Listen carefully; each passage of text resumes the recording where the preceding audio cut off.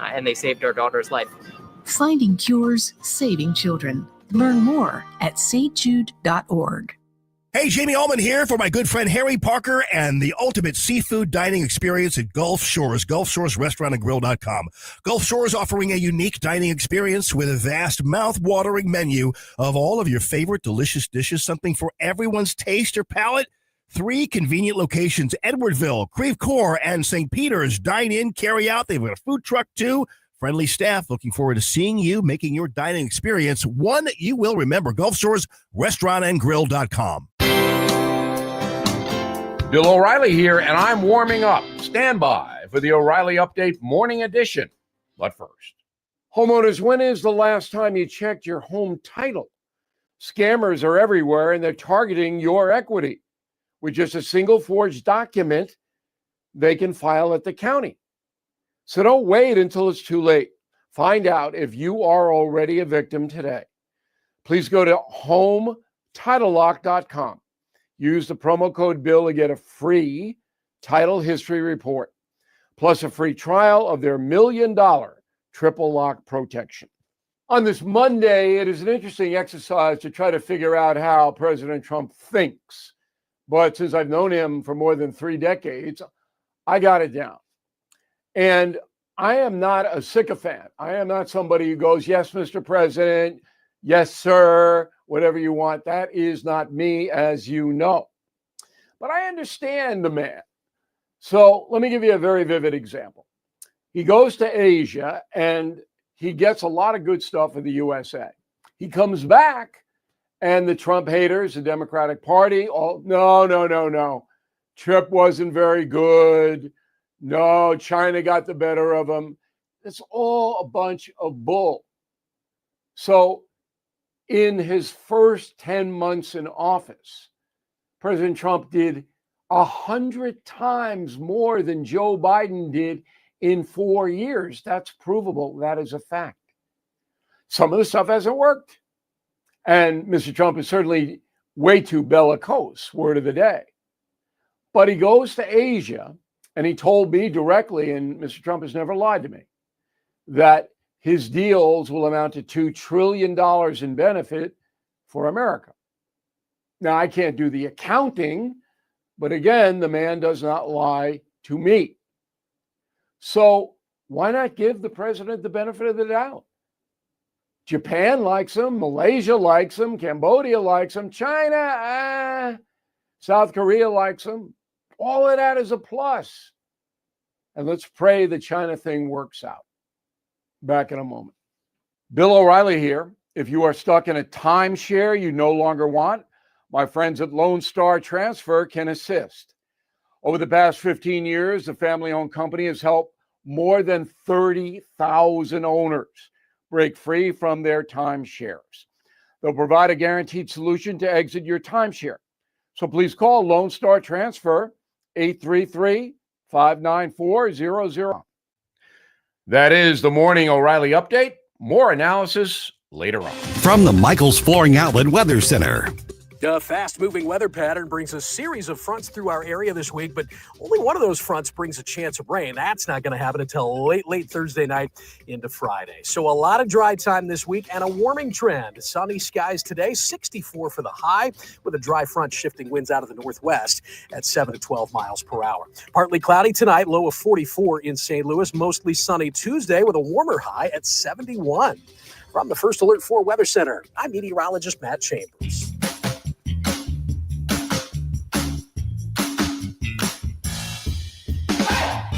Let's get moving, St. Louis. This is Mike Ferguson in the morning on NewsTalkSTL. Okay, just another reminder. Tomorrow, for many people around the area, is Election Day. Yeah, did you forget about that? Because that's exactly what they want you to do, because almost everything on the ballot is a tax increase, which is why it's on one of these ridiculous off election cycle days.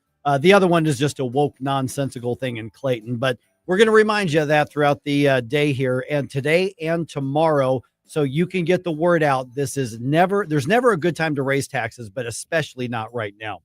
Hey, good morning. Mike Ferguson here. Okay, so the big news last week in St. Charles County is that Steve Ellman changed his mind, as you know, and he's going to run for re-election. Well, that leaves a three-way contest as of right now between Steve, former Senator Bill Eigel, and former Lake St. Louis Mayor Jason Law. We talked to Steve, we talked to Bill, and on Friday, we chatted with Jason Law about that race for county executive. And here was the update that he gave us on his campaign. Jason, when you got the news, you heard that Steve was deciding, he changed his mind, he was going to run for another term. Did that surprise you at all? And then pretty quickly, you and Bill Eigel both are saying, doesn't change anything for me. I'm still in the race. No, and I'm running for St. Charles County executive. But yeah, no, it doesn't change much at all for us. I mean, we built our campaign for the long haul. We don't care if it's 1 or 10 people that get in. We have a plan and an objective, and it's working with taxes, and it's making sure crime is low. And, you know, Steve's a good person. But, you know, when he started office, I was close to 7 or 8 years old. So things have changed a lot, and we want to focus on the future in the next, 5, 10, 15 years. And we want to make sure that we're making sure taxes are low, and we want to make sure crime is low. Those are important. Jason, this is Susie. I wanted to ask you about that on the taxes thing. What are the best ways you think that St. Charles can be working towards lowering taxes for its residents? I think first off, you have to work with the state of Missouri, but there are things that you can do at the county level, and those are things that we're going to look at, whether it's eliminating personal property tax or trying to get real estate tax under control. But we'll definitely look at both of those things, and we have a plan and an objective to make sure that we lower taxes in St. Charles County. If you look over the last 40 years since Steve's been in office or some type of office, taxes have gone through the roof.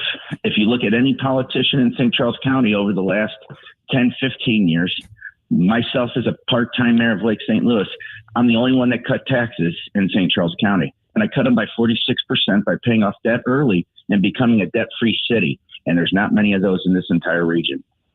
When I was asking Steve about the tax issue, one of his answers, and so I'll let you respond to his answer, was he says, well, most of the property taxes and all of that are applied in other jurisdictions, library boards, school districts, that sort of thing. And his answer was, well, which is really very little that the county can do about property taxes. We have to look at other taxes. Do you agree with that assessment on that? Because I'm sure, we had Bill Eigel on and he disagreed with it completely. But what's your take on what the county itself can do specifically? I appreciate Steve, but I think he's thinking in a silo and he's not thinking outside the box. I completely disagree with him. There's several ways you can eliminate personal property tax, whether it's cutting your own budget and trying to do rebates as Bill Eigel does, whether you're levying a 1.25% sales tax and eliminating personal property tax, or you're working with the state of Missouri and you're making sure like a plan like Richard West gets through, and you're leading your district and your reps and your senators in a way that makes it happen in Jeff City. One of the big, qualities of St. Charles County is its growth. I mean, it's obviously been booming for years, and it's continuing to grow. How do you envision kind of fostering that growth without us getting, I'm saying us because I live in St. Charles County, without it just kind of growing too fast and then being overwhelmed? Well, you have to look at the zoning in St. Charles County. When I was the mayor, like I said, a part-time mayor, I'm a full-time lieutenant colonel with the St. Louis County Police Department. But when I was the part-time mayor, in the first 4 months, I did a moratorium on apartment complexes because there were so many going up in St. Charles County. They were overwhelming our resources, the schools, the fire, the police. You have to get those things under control. And I've supported candidates that had believed in the same thing. I supported Keith Weideman, who's now the mayor in Dardenne Prairie, who just did a moratorium on apartments. I supported Brian McKinney, who's in Lake St. Louis, who's continuing the practice of lower density. We have to get those things under control. And the old guard in St. Charles County just hasn't protected us. And we talked to Bill Eigel about that yesterday, because growth is, to me, obviously the biggest issue that St. Charles County is dealing with right now. It's not a matter of will St. Charles County grow, it's how will it grow. He was making an argument for the county government to be able to put basically a veto or a stop on things approved in the city, essentially putting the county government in a position to be sort of in authority over the cities. Now, there's a lot of cities aren't going to like that very much. What's your position, since you've been a mayor? What's your take on what the role of the county government should be in relation to the city governments? Listen, I'm not going to try to be some type of dictator. What I'm going to do is what I just did. I supported candidates that did the right thing, that are protecting St. Charles County residents. I'm not going to try to strip power away from everybody. My goal is I've always worked with people to get things done, and I'll do that in St. Charles County. I work with people. I don't alienate people. And on the business front, in terms of additional, corporate growth, business growth, industrial growth out in St. Charles County, because obviously there is room for that as well. What do you see as the most effective way to encourage that? Well, keeping your taxes low. I mean, there's going to be most likely a Costco in the city of Lake St. Louis, and it still has to go through planning and zoning, and it still has to go through the Board of Aldermen. But if that does go through, they picked Lake St. Louis because we had a lower sales tax. Keeping taxes low brings business. As long as people are also safe. If you bring a safe community, you have that up front, which I am extremely good at getting that done. We cut crime by 45% in Lake St. Louis over 4 years by making proper investments in law enforcement and backing the blue. When you do those things, people come, and when that happens, business comes. Now you have to do it smart, but we will accomplish those things when I become county executive. Okay, that was leading into what I wanted to ask about with the public safety aspect of that. So again, you've got, the county police, which obviously, you got the, with St. Charles County, you've got the county law enforcement resources, and then you've obviously got all the municipal ones. Are they working together well now? Excuse me. And then what should be the next steps or the first steps if you're elected to improve public safety? And would the county basically take the lead, or would the county be the support at the city level? So there's many things you can do. I do think the municipalities in St. Charles County do kind of work well together, but there needs to be a lot of improvement in that area. There needs to be more investment in technology. There needs to be more cooperation. And you can definitely lower crime in St. Charles County. If you look over the last 48 to 72 hours, there was a stabbing. Someone was stabbed to death in St. Charles City, and then a pawn shop was broken into where several guns were taken. The common denominator of both of those were juveniles. And people aren't talking about juvenile justice reform, and I am. You have to have juvenile justice reform at the state level, or you're going to see these crimes continue to persist, and crime will go up, and we'll lose companies, and people will move. We're visiting with Jason Law, running for St. Charles County executive. And so when you look at, I guess, the landscape where the race is right now, Mike Elam's out of the race, obviously, to make room for Steve Ellman's run for re-election on this. There's probably a lot of people, Jason, who say, well, St. Charles County is doing pretty well. I mean, things must be running well. Why do we need a change if there are things that are going well right now? What is it that you want people to hear as far as what you would do differently when overall St. Charles County is in a better spot than a lot of maybe all the other counties in the metro? Well, that's when people get complacent. And I've been preaching about this for a long time now. We can't be complacent. I just talked about those two crimes in the last 48 hours. Mike Elam, when he was running, he was one of those guys that said there is no problem with crime. Well, the way he thinks and the way he believes, he's backed 8 candidates in the last few years, and he's lost all of those races. People are clearly not on the same mindset of what he thinks and what people like him think. We need strong law and order. We need good tax reform, and we need to give our people some relief on those taxes. And that's the way I'm going to run things. All right, Jason, let's go ahead and put the website. I think we've already tagged you on our social media, I believe. But people want to get in touch, learn more about your campaign. What's the way to do it? lawforstcharlescounty.com. I have a Facebook page. reach out anytime, and I'll be happy to meet with anybody. Congressman Bob Onder going to be with us at 7:35. At 8:05, Niles Stevens from Mo Tax Relief. Now, let's talk about all of these tax increases that are on the ballot tomorrow. Make sure if you live in one of the affected areas that you get out and vote against them. This is 101.9 and 94.1 News Talk STL. If you have a phone, you have a radio. Yes, I listen on my phone. Download the all-new News Talk STL app. Love the all-new News Talk STL app. It is awesome. And listen anytime, Love the News Talk STL app. anywhere. Hi, Sean Long from STL Fence Works, and I've got some great news for families thinking about adding a fence or deck. While other companies are struggling with delays and rising costs, our commitment to American-made materials is saving our customers money. Picture your kids playing safely in your perfectly fenced backyard or hosting friends on your beautiful new deck, all while knowing you got the best value for true American quality. Whether you're dreaming of a classic ornamental fence or low-maintenance vinyl, or maybe that custom deck that you've been considering, our American-made materials and expert craftsmanship deliver superior results at prices other companies simply cannot match. This really is the golden time for your backyard project, and we have flexible financing options to make it even easier. Your satisfaction is our passion, and that's a promise.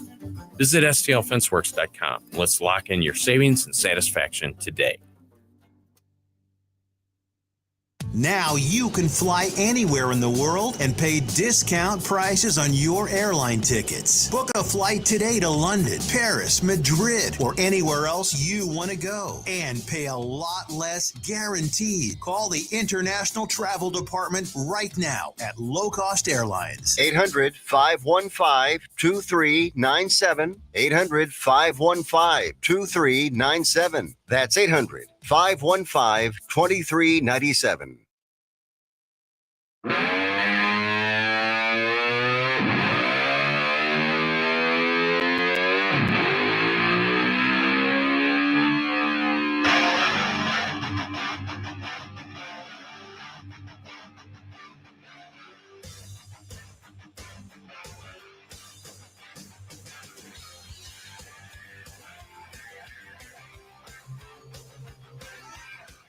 Get up, St. Louis. It's Mike Ferguson in the morning.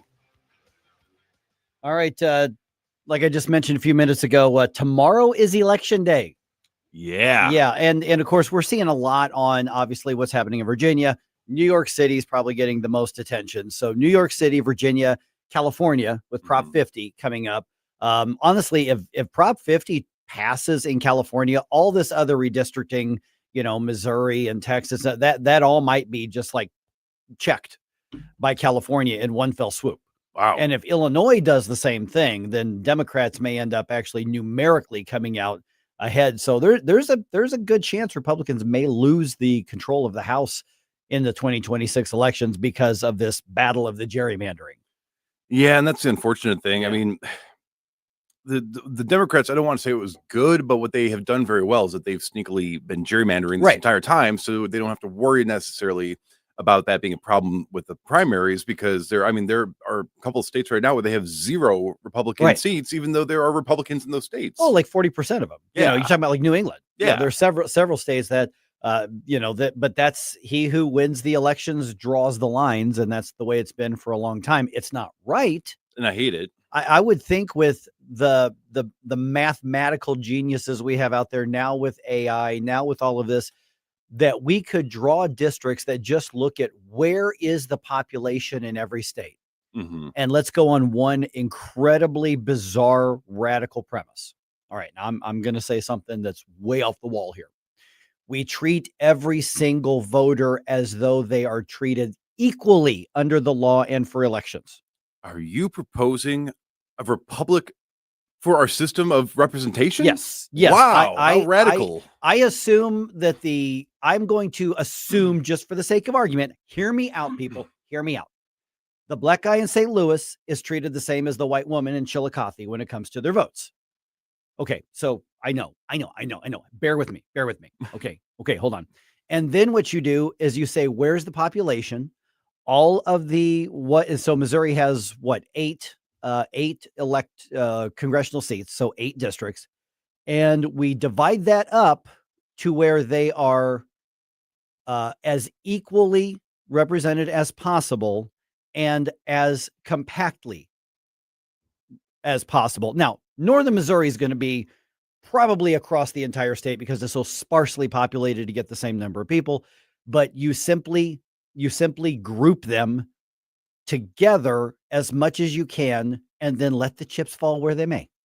So you're suggesting that state districts should be comprised and drawn in ways that actually represent the people, the proportion of the people that vote that way in the states? I see. Now you're making me sound crazy when you put it I'm like about that. to get I my know. pitchfork, Mike. I know. See, now you're making me sound nuts when you put it that way. But yes, that's what I'm saying. And don't get me started on my way to solve the nomination caucus primary, nomination process, because I could write a whole booklet on that. I've got it figured out, but nobody wants to listen to me. So I'll listen to you, Mike. I know you will. You'll actually probably like it. All right. So all of that's happening. All the attention is going to be in New York. So we're going to be talking about that. I'm sure, obviously some tomorrow, but Wednesday, definitely after we get the results. It looks like, it looks like, now there could be, Cuomo could have some kind of miracle, but it looks like the city of New York, less than 25 years after 9/11, is about to elect a communist Muslim to be their mayor. That I'm not throwing that out as pejoratives. I'm throwing that out as adjectives. As a matter of fact, those are matters of fact. Yeah. And so the question that, if that's what happened, I'm just telling you right now, the question I'm going to ask on Wednesday is, we said in 2001 that we would never forget. Mm-hmm. If New York City, the prime target, forgets, should we bother to keep remembering? Now, the moral answer is no, but if this is what New York City thinks of that, then should the rest of us get all worked up over it? Well, and so I've been trying to better understand. There's not a whole lot to understand when it comes to New York. A lot of the city of New York City, well, let alone the state, is just pretty much too far gone to the left. Yeah. But there is a combination of frustration with the way that the younger people would call the old guard way of doing things, even if it's the Democrats. There's frustration with that. And so logically speaking, or maybe illogically, but what makes sense to a lot of people is, if this has been the way it's gone and it's got us here, and then you have somebody that's completely the opposite, then maybe we should give them a chance to see what happens. People don't realize how much worse it can actually get. So they think, well, how much worse can it actually get? Then on the other hand of that, blue cities, especially in big states like that, they are prime spots for legal immigration. And so people from these communities that have these shared values are saying, hey, that's our guy. He represents us. And so I've noticed when the demographics were broken down that seems to be a lot of whose primary voter base is. So it's going to be interesting. It sounds oversimplistic, but either if Mamdani wins, it's either going to work or it's not. And hopefully it works, but we're going to really see the damages of what happens if it doesn't. Yeah. And I saw a couple articles over the last couple of weeks. It kind of had me reconsidering. I'm like, okay, maybe I should think about this. Can one guy, even a socialist or communist, come in and take $1 trillion economy and completely take ownership of it as mayor? Probably not. No. Probably not. But can he do a lot of damage? Oh, the rent control policies that they already have are keeping thousands of people out of housing. There's something like, what was it? Last one I saw was something like 100,000 apartment units vacant because the law in New York doesn't allow rent increases. They're rent controlled. And so the amount of money it would take to bring them up to code is more money than they would get in profit off rent. So it's financially reasonable for the landlords to just leave them empty. Yeah, that's the unfortunate thing. The other thing I saw, I can't remember who the interview was with, but somebody was interviewing him and saying, well, we're already seeing some people fleeing, but there's expected to be a mass exodus of business owners, CEOs, people like that. The exact people that you're talking about raising, taxes on to fund your plans. And basically his solution is to send people out to go grab the CEOs and bring them back here. I'm like, you're saying you're going to get slave catchers to go grab the CEOs so you can tax them. Okay, so he's following up. Mamdani's actually said that if somebody leaves to escape the taxes, that they should find a way to keep taxing them to bring them back here to pay all this extra tax. There were lawmakers in California that proposed the same thing about 2 years ago, saying if you leave the state, that we're going to pass a law, have the right to try to tax you after you leave because you've denied us that revenue. Now that would never stand up in court eventually, but who knows in New York, you never know. But yeah, no, that's actually the bottom line, is that the hard far left, socialist left, feels like government has first claim on your life and on your money and on your career. Mm-hmm. That's what they feel. And frankly, on your children, when you look at the K through 12 education system. Oh, yeah. So they feel they have got the first claim. And that's one of the differences in the worldview between an actual conservative, real conservatives, and then the far fringe left. So, and then by the way, the election day, obviously tomorrow, election day here as well. And so in the news dump here in a few minutes, I'm going to do this a couple times through the day, remind everybody that we have local elections, and all but one of those elections, all but one of them, is a tax increase. So why is there a tax increase on all of these ballots? Well, because there's a massive push for this is a massive push for tax reform and tax relief in the state. The momentum right now in Missouri is get rid of taxes. Yes. Just get rid of them or reform them or cap them. So what's happening right now is a whole bunch of cities and school districts are saying, ooh, get while the getting's good. Let's raise some taxes. So in the news dump here in just a few minutes, I'm going to go over, remind you where this is. If you live in one of these school districts or one of these cities, please make sure that you're getting out to vote, and other people whom you know are really frustrated with the tax rate, that burden that we're paying right now, especially in this economy. Make sure they know they can vote. No, it will not take that many votes to defeat these things. Absolutely not. And it should be a quick in and out. Should be. Yeah. Oh yeah. The turnout's probably going to be 6, 7, 8, 9%. It's going to be next to nothing. So it won't take that many of us to defeat these things. Yeah. Now we do have our friend Scott giving us a call. Okay. He wants to share some thoughts with us. So Scott, real quick, I got about a minute or so for you. And can you put him in preview so I can hear too here? Good morning. Okay, great. Scott, gentlemen. you're on the air. Good morning, gentlemen. Let's not forget the guy is an Islamist. He's not just Muslim. He's exactly the mindset of the folks that flew the planes into the towers. So if the people of New York forget that, then it was either Mayor Koch or Alphonse D'Amato said sometimes the voters need to be punished, and they will reap what they sow with this. Overall, about the gerrymandering, the Democrats have been doing this forever. Where has been the Republican brain trust, the Newt Gingrich, the Eric Tanners, the Paul Ryans, the Reince Priebus's, all these guys who were drawing huge salaries from the RNC? They weren't aware of this, or they were outsmarted, or what happened? Hey, Scott, yeah, thanks. I think what happened there is that they saw how bad it was in these deep blue states doing that, and they said, we're not going to play that game. We're better than that. Yeah. And I think that's one of the reaction in Missouri, because I've talked to a number of Republicans who say, yeah, this sucks. This isn't the way it's supposed to happen, but they're going to do it. So we're going to do it. And then the Democrats basically said, how dare you respond to what we're doing? We're going to do it again. How dare. Yeah. And that's how dare you? And again, like, I can understand from a logical level that at the federal level, it makes sense to keep redistricting back and forth, but I don't want our state making decisions based on what other states are doing. Right. And it's a once every 10-year thing.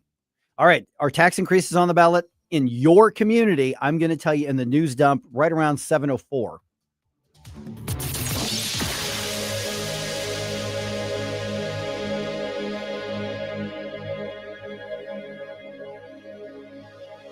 If you're worried about losing your health insurance through Medicaid, we have great news for you. New government regulations have expanded the Affordable Care Act, and now you may qualify to get health insurance for you and your family through the Affordable Care Act. Call now to learn if you qualify.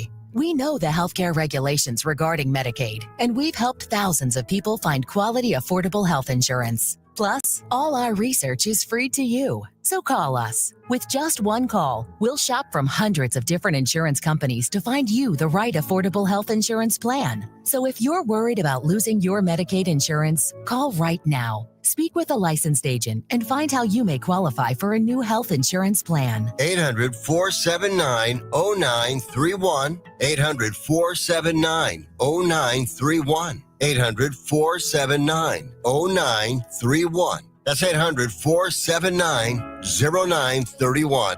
Paid for by the Health Insurance Hotline. I remember my son was going to grow up without a father. I didn't think someone at 23 could be diagnosed with breast cancer.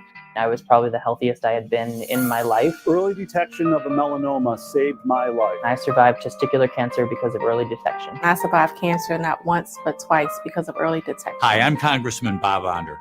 Early detection equals better outcomes. Learn what routine cancer screenings you need and book your doctor's appointment today. This message brought to you by the National Association of Broadcasters and this station. KL2I HD3 Clayton, K270BW Belfast, KNBS Bowling Green. This is News Talk STL at 1019, 94.1, and always streaming at NewsTalkSTL.com. Breaking news this hour from Town Hall. I'm Rich Thomason. President Trump describes what's taking place in Nigeria as a mass slaughter, adding that he will not stand for it. They're killing record numbers of Christians in Nigeria, and they have other countries very bad also. You know that part of the world very bad. They're killing the Christians and killing them in very large numbers. We're not going to allow that to happen. The president says he's ordered the Pentagon to begin planning for potential military action in Nigeria. He's also warning that he will immediately stop all aid and assistance to the West African nation. The Trump administration says new nuclear weapons tests will be explosion-free. Energy Secretary Chris Wright clarified President Trump's recent order for the U.S. to start testing nuclear weapons for the first time in 3 decades. He told Fox News the tests will be system tests, not nuclear explosions. Wright's comments came after the president was coy late last week on whether he was actually ordering the resumption of explosive testing of nuclear weapons. Greg Clugston, Washington. Airline passengers around the country are dealing with major flight delays and cancellations, and food aid for millions is at risk as a result of the government shutdown. At 34 days, current closure is tied for the longest ever shutdown, and there's no end in sight. Senate Republicans insist the Democrats vote to reopen the government before negotiations take place on issues including health care subsidies. Appearing on CBS's 60 Minutes, President Trump describes the Democrats' demands as extortion, insisting that he will not give in to it. Gaza health officials say Israel has handed over the bodies of 45 Palestinians. Nasser Hospital in Gaza received those bodies this morning. On Wall Street, the Dow futures up 28 points. NASDAQ futures ahead 168. More on these stories at townhall.com. They say timing is everything in the gold and silver markets, and it's true. Dennis Prager here for AmFed Coin and Bullion. Although you can buy at the right time, if you buy the wrong coins, you may not make a profit. When gold was $400 an ounce, many people were talked into buying high-grade old gold and silver collector's coins. Unfortunately, most of the people who bought these so-called semi-numismatic coins, like the $20 St. Gordon's and Liberty Head gold coins, have not broken even on their investment. Incredible, given that gold has risen approximately 525% since then. So while timing is everything, if you buy the wrong coins, the timing simply doesn't matter. Having a dealer who cares about positioning you in the right types of coins or bullion will mean more to your portfolio than anything else. That's why I deal with Nick Rovich and AmFed Coin and Bullion. Whether you're buying or selling, call 800-221-7694. That's 800-221-7694. Or go to AmericanFederal.com. AmericanFederal.com. From the Michaels Flooring Outlet Weather Center. A fast-moving weather pattern brings a series of fronts through our area this week, but only one of those fronts brings a chance of rain. That's not going to happen until late Thursday night into Friday. So a lot of dry time this week and a warming trend. Sunny skies today, 64 for the high, with a dry front shifting winds out of the northwest at 7 to 12 miles per hour. Partly cloudy tonight, low of 44 in St. Louis. Mostly sunny Tuesday with a warmer high at 71. From the First Alert 4 Weather Center, I'm meteorologist Matt Chambers. This hour of News Talk STL is brought to you by Rodney and Jen Wallner and the entire Wallner home selling team at Berkshire Hathaway. Call them today at 314-810-SOLD. 314-810-SOLD. Kathy Connor from Connor Roofing is here. Kathy, how you doing? Good. Hi, Vic. You know, when you need a roof, I don't want to call a stranger. I want to call you. Yeah, thanks. At Connor Roofing, we're more than just a roofing company. How long have you been doing it? Since 1993. And year after year, storm after storm, you guys are always there. Because this is our home too, Vic. Our kids go to school with your kids. We cheer for the same teams. Go Blues! So support your neighbors. Call Connor Roofing at 314-375-7475 or CONNER roofing.com. Thanks, Vic. What's the best way to get rid of a timeshare that you don't want? Call the Timeshare Exit Hotline. We're a group of attorneys that help customers legally exit their timeshares. It's an easy process. We guarantee results or you pay nothing. Exit your timeshare today. Call now. 800-524-1641. 800-524-1641. That's 800-524-1641. So many ways to listen to News Talk STL. Enable our Alexa skill. Hello. Hey, Alexa. Yes, I'm listening. Play News Talk STL. Welcome to News Talk STL, conservative talk radio for St. Louis. This hour of Mike Ferguson in the Morning is brought to you by Stifel. Request a portfolio review from your Stifel financial advisor at stifel.com. That's STIFEL.com. Mike Ferguson. I'm not like the rest of you. I don't make mistakes. Susie Moore. What you're telling me doesn't sound logical, my dear. Get up, St. Louis. You need to get to go. I need to be able to get where you need to go to do the work. Mike Ferguson in the Morning on News Talk STL. Get up, this is your cousin. All right. If the food stamp thing doesn't affect you, the lines at the airport might. It is a matter of time, Susie. Oh, no. And it's happening in some places around the country already. The government shutdown is resulting in problems affecting those who are not dependent on Uncle Sam. That's the frustrating part. It's like, you know what? I don't live my life dependent on Uncle Sam. It's not going to affect me. Well, eventually it will. Yeah. All right. A former St. Louis news anchor is in jail accused of a brutal crime. This is crazy. Crazy. We'll get to the basic details of that in just a minute. And one Cardinal is golden for 2025. Yep. 7:06. Let's go and dump some news on you here. Successful dump. Wake up, America. It all worked out. They got all the news. The Morning News Dump. All right. Tomorrow is Election Day and tax increases are on the ballot in many areas. I promised just a few minutes ago I was going to run down the list of who's going to be voting on stuff. The Melville and Rockwood school districts are trying to get property taxes increased with the vote tomorrow. Festus, Creve Coeur, and Ladue want sales tax increases on your online purchases. So they're asking you to raise taxes on yourself there. Bellefontaine Neighbors wants to raise sales taxes on the wacky tobacco cannabis products. Veneta Park is just asking for a general sales tax increase, basically just for general revenue. Clayton has a city charter amendment, actually a series of city charters on the amendment on the ballot to change some procedural protocols, but to also make the document gender neutral. Okay. Yeah. Is that like, has that been abused in courts where it's like, aha, Your Honor, this is not gender neutral, doesn't match the gender of my claim? Wow. It's Clayton. You know, Now, You do you. Yeah. Now, real quick, because I know we're probably going to bring this up a little bit later, though, but when it comes to these hidden, sneaky tax votes, yeah. Is it legal to just start a GoFundMe for the government programs? Because I think you can just donate to the government if you want, right? So the people voting that are in favor, why don't they start a GoFundMe and just have that go towards funding it? I believe that would be legal. I think if they said, the U.S., you can donate to the federal government to help pay off the federal debt. You can go to the Treasury Department's website, make a donation right now. I would think locally, the school districts would happily take donations, but it's just so much easier to just have the government take other people's money. It sure is. Yeah. And that's what we're dealing with. Okay. Government shutdown. This is over a month old now, and it's putting a strain on air travel. It's happening now. Transportation Secretary Sean Duffy was on ABC's This Week saying there is a growing frustration. We will delay, we will cancel any kind of flight across the national airspace to make sure people are safe. But there is a level of risk that gets injected into the system when we have a controller that's doing two jobs instead of one. I saw a report that Hartsfield in Atlanta at one point over the weekend had 3-hour-long lines for TSA. That's at least according to the report that I saw. And there was video of it. It was like way out. And Atlanta's not easy to get around to start with sometimes, It's not. Yeah. I don't travel by air. Yeah. But I really don't want to travel by air now. But I think I mentioned this the other day. I said I was talking to my mom last week, and we've just decided we're just going to call off me going to New Hampshire for Thanksgiving.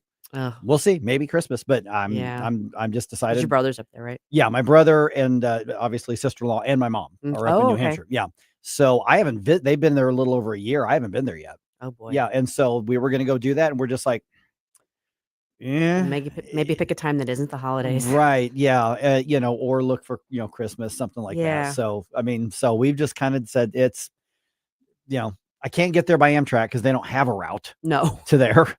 And then they have a Amtrak station there. They just don't have any routes planned from there. And regarding flying, I'm like, well, we can buy a ticket, but there's a chance it ain't happening, Yikes. especially when I've got connecting flights and all that kind of stuff. So we're just like, it's not worth the risk. Let's just figure something out for December, maybe January, something like that. So yeah, that's where it's at. President Trump says Republicans are not interested in compromising with Democrats, even at this point. With the shutdown entering its 6th week, the president said he won't be extorted by Democrats. Appearing on CBS's 60 Minutes, he said that Democrats who are demanding an extension in health care subsidies have lost their way and predicted that they will eventually capitulate to Republicans. The president said if Democrats don't vote to reopen the government, it's their problem. Greg Clugston, Washington. I think the president's right. I think so too. Yep. And I'm happy to see that. Yep. Mr. Dealmaker is saying, you guys, this is on you guys. Yeah. Yep, exactly. All right. An illegal alien from Mexico has been charged in the death of a 14-year-old in Southern California who was killed in a DUI hit and run car crash last month. Authorities say the suspect, Jose Abelardo Villegas Orbe, has 2 prior DUI arrests in California. Border czar Tom Homan tells Fox and Friends Weekend that this teenager's death could have been prevented. That's a crime that shouldn't have happened because he should never been here. And the first time he's arrested, he should have been turned over to ICE. But because of sanctuary law policies, these public safety threats get released every day. And these are the people that ICE is looking for every single day across this nation. And this is who the protesters are demanding we coddle and protect. Yeah. But they don't want to look at it that way. No, it's absolutely ridiculous that seems to be a consistent trend all across the nation, and not just. And then we've just had something like that happen in Missouri recently. I mean, fortunately, he's actually going to be facing some charges, which we'll see how long that actually holds. But I just can't believe that there are people out there when these are the exact types of people we're trying to prevent from harming anybody else, or even if it was harming another illegal immigrant. And then you have people thinking that they're being brave and noble, going and harassing ICE agents to stop that sort of nonsense. Yep. Upside down. All right. A former St. Louis newscaster is in jail accused of killing her mother in Kansas. Oh my gosh, this is crazy. Yeah. Former Fox 2 anchor Angeline Mock is charged with first-degree murder for the stabbing death of 80-year-old Anita Avers. Mock is being held on $1 million bond. She was a morning anchor for Fox 2 from 2011 to 2015. Wow. Yeah. I saw that story and I was like, who is this? And I didn't recognize the name. And I looked, of course, the mugshot definitely doesn't, ring a bell. And then I realized she went by Angie. Okay. Angie Mock. Angie Mock, yeah. And I do remember the name. I didn't know her. I knew people that worked there with her. So, Yeah, I've never actually met her, yeah. I don't know what went wrong in the intervening 10 years, but something did. Oh, man. Yeah, I mean, but it sounds like the crime itself was just brutal. I mean, it's so bizarre. It is. It really is. Yeah, and matricide is not a very common sort of thing. So, I don't want to speculate anything, but I don't want to say there had to have been something going on because sometimes people could just snap. But I mean, that's just unfortunate all around. Oh, yeah. Terrible. Well, you get the impression that there may have been mental health issues. Yeah. And a lot of people are commenting on the mugshot compared to when she was an anchor. Well, I mean, that was 10 years ago, but it's clearly something's off. Right. But yeah, I mean, but $1 million bond in Kansas. Yeah, just unbelievable. All right.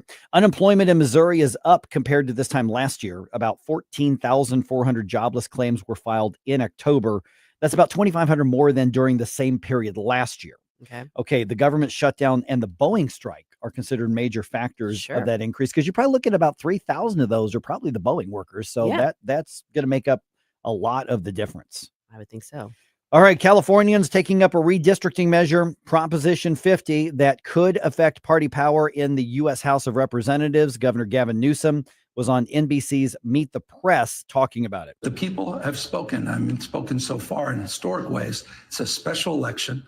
We've seen unprecedented number of ballots already sent in. Red State's been doing a lot on this particular one. I mean, if this passes, it might give the control of the House to the Democrats. The people of California spoke several years ago when they voted to create this bipartisan commission, nonpartisan commission to do this, and now they're trying to do an end run around it.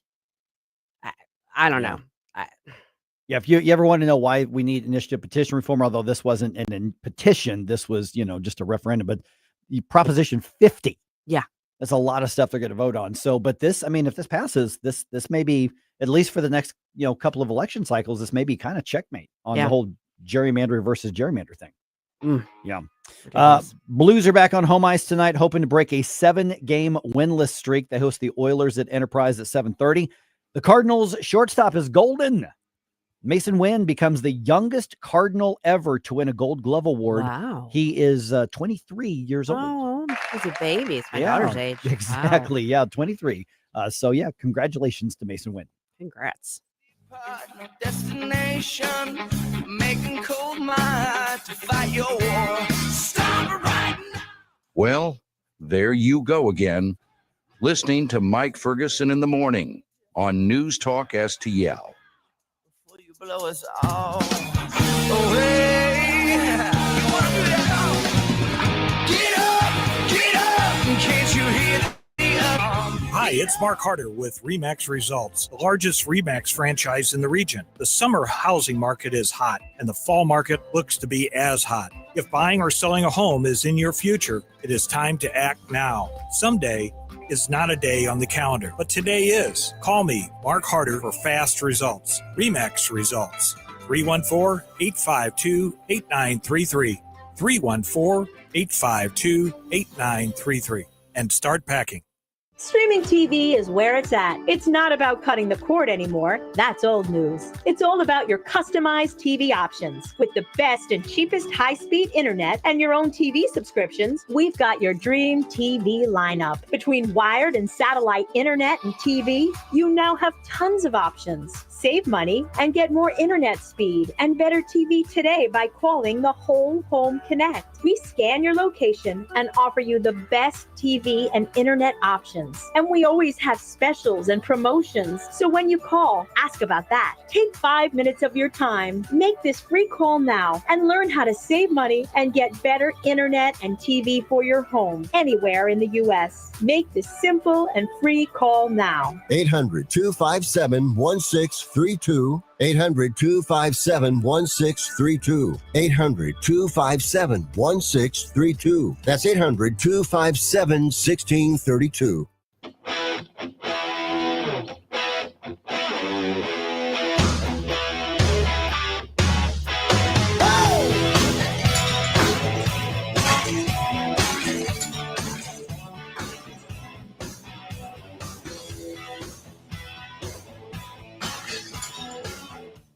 Bill O'Reilly here. Check out the O'Reilly Update this afternoon at 3:45.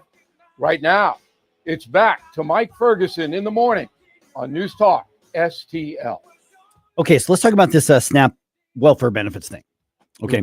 My understanding is that the EBT cards were not reloaded. They have not been reloaded. Right. But the court ruling said you have to do it even if you don't have legal authorization to do it. And I don't quite understand the ruling, but that's what the judge ruled. There was 2 judges that ruled.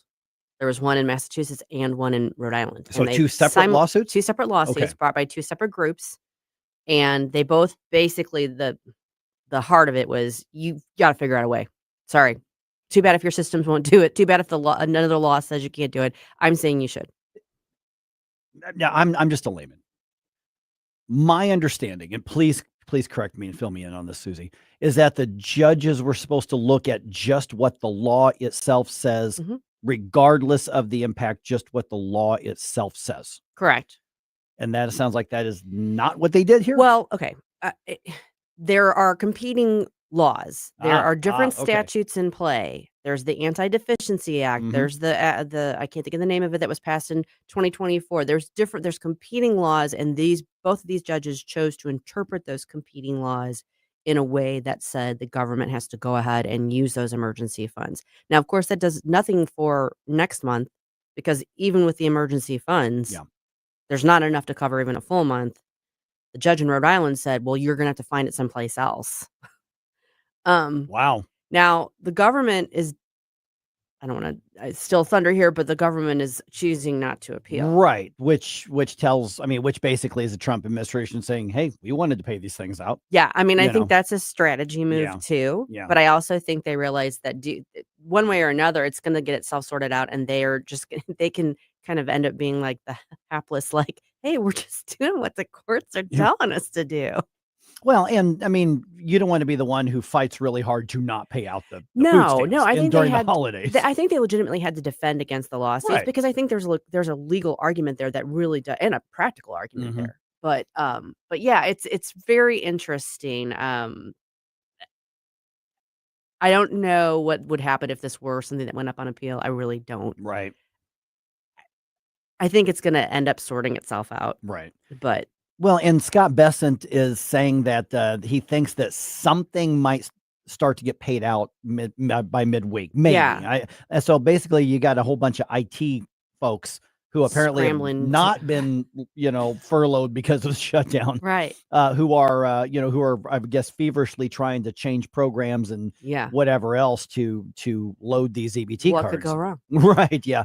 Yeah. And then you've got Secretary Brooke Rollins, Mhm. Agriculture Secretary Brooke Rollins, on what was she on? She was on Fox. She was on Fox, I think Fox and Friends Weekend.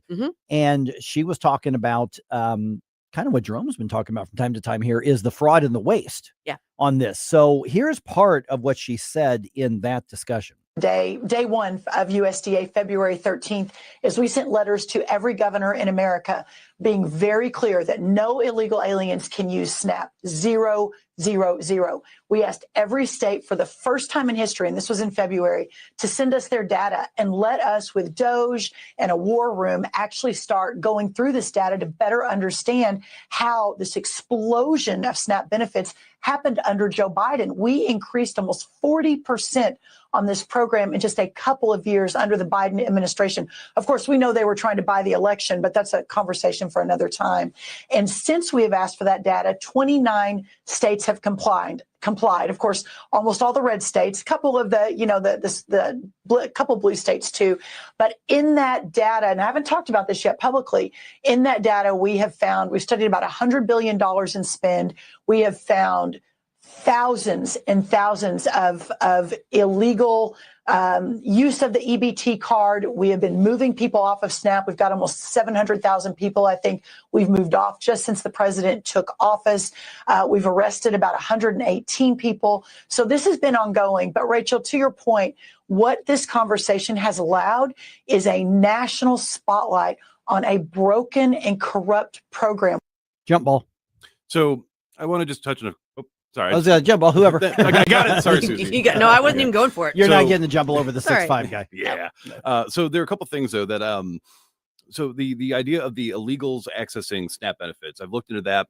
It's not necessarily that illegal immigrants themselves are the ones that are going into there and getting the benefit, but it is oftentimes that they are in a household where the wife maybe or husband could be a legal citizen, or it could be two illegals that have a kid that is a birthright citizen that got to an age where now the kid, because the kid is eligible for SNAP benefits, they do get SNAP benefits. That's part of the actual SNAP program. And I think if it would be more accurate, though, to say non-citizen instead of illegal, because refugees and asylum seekers are also a big part of SNAP recipients. Sure. And people don't realize that. But this is from 2023, 1.764 million non-citizens received SNAP benefits to the cost of around $5.7 billion. So there are multiple groups that are not legally citizens that are not supposed to be here for very long. I mean, with refugee and asylum, or they're here legally, but not citizens. But temporarily. Yeah. Right. They're not supposed to be of that sort of thing. And they are still getting access to all of this. And then, of course, we found out last week, 30% of Missouri's own report, 30% of people on SNAP right now are not listed as disabled, elderly, or children.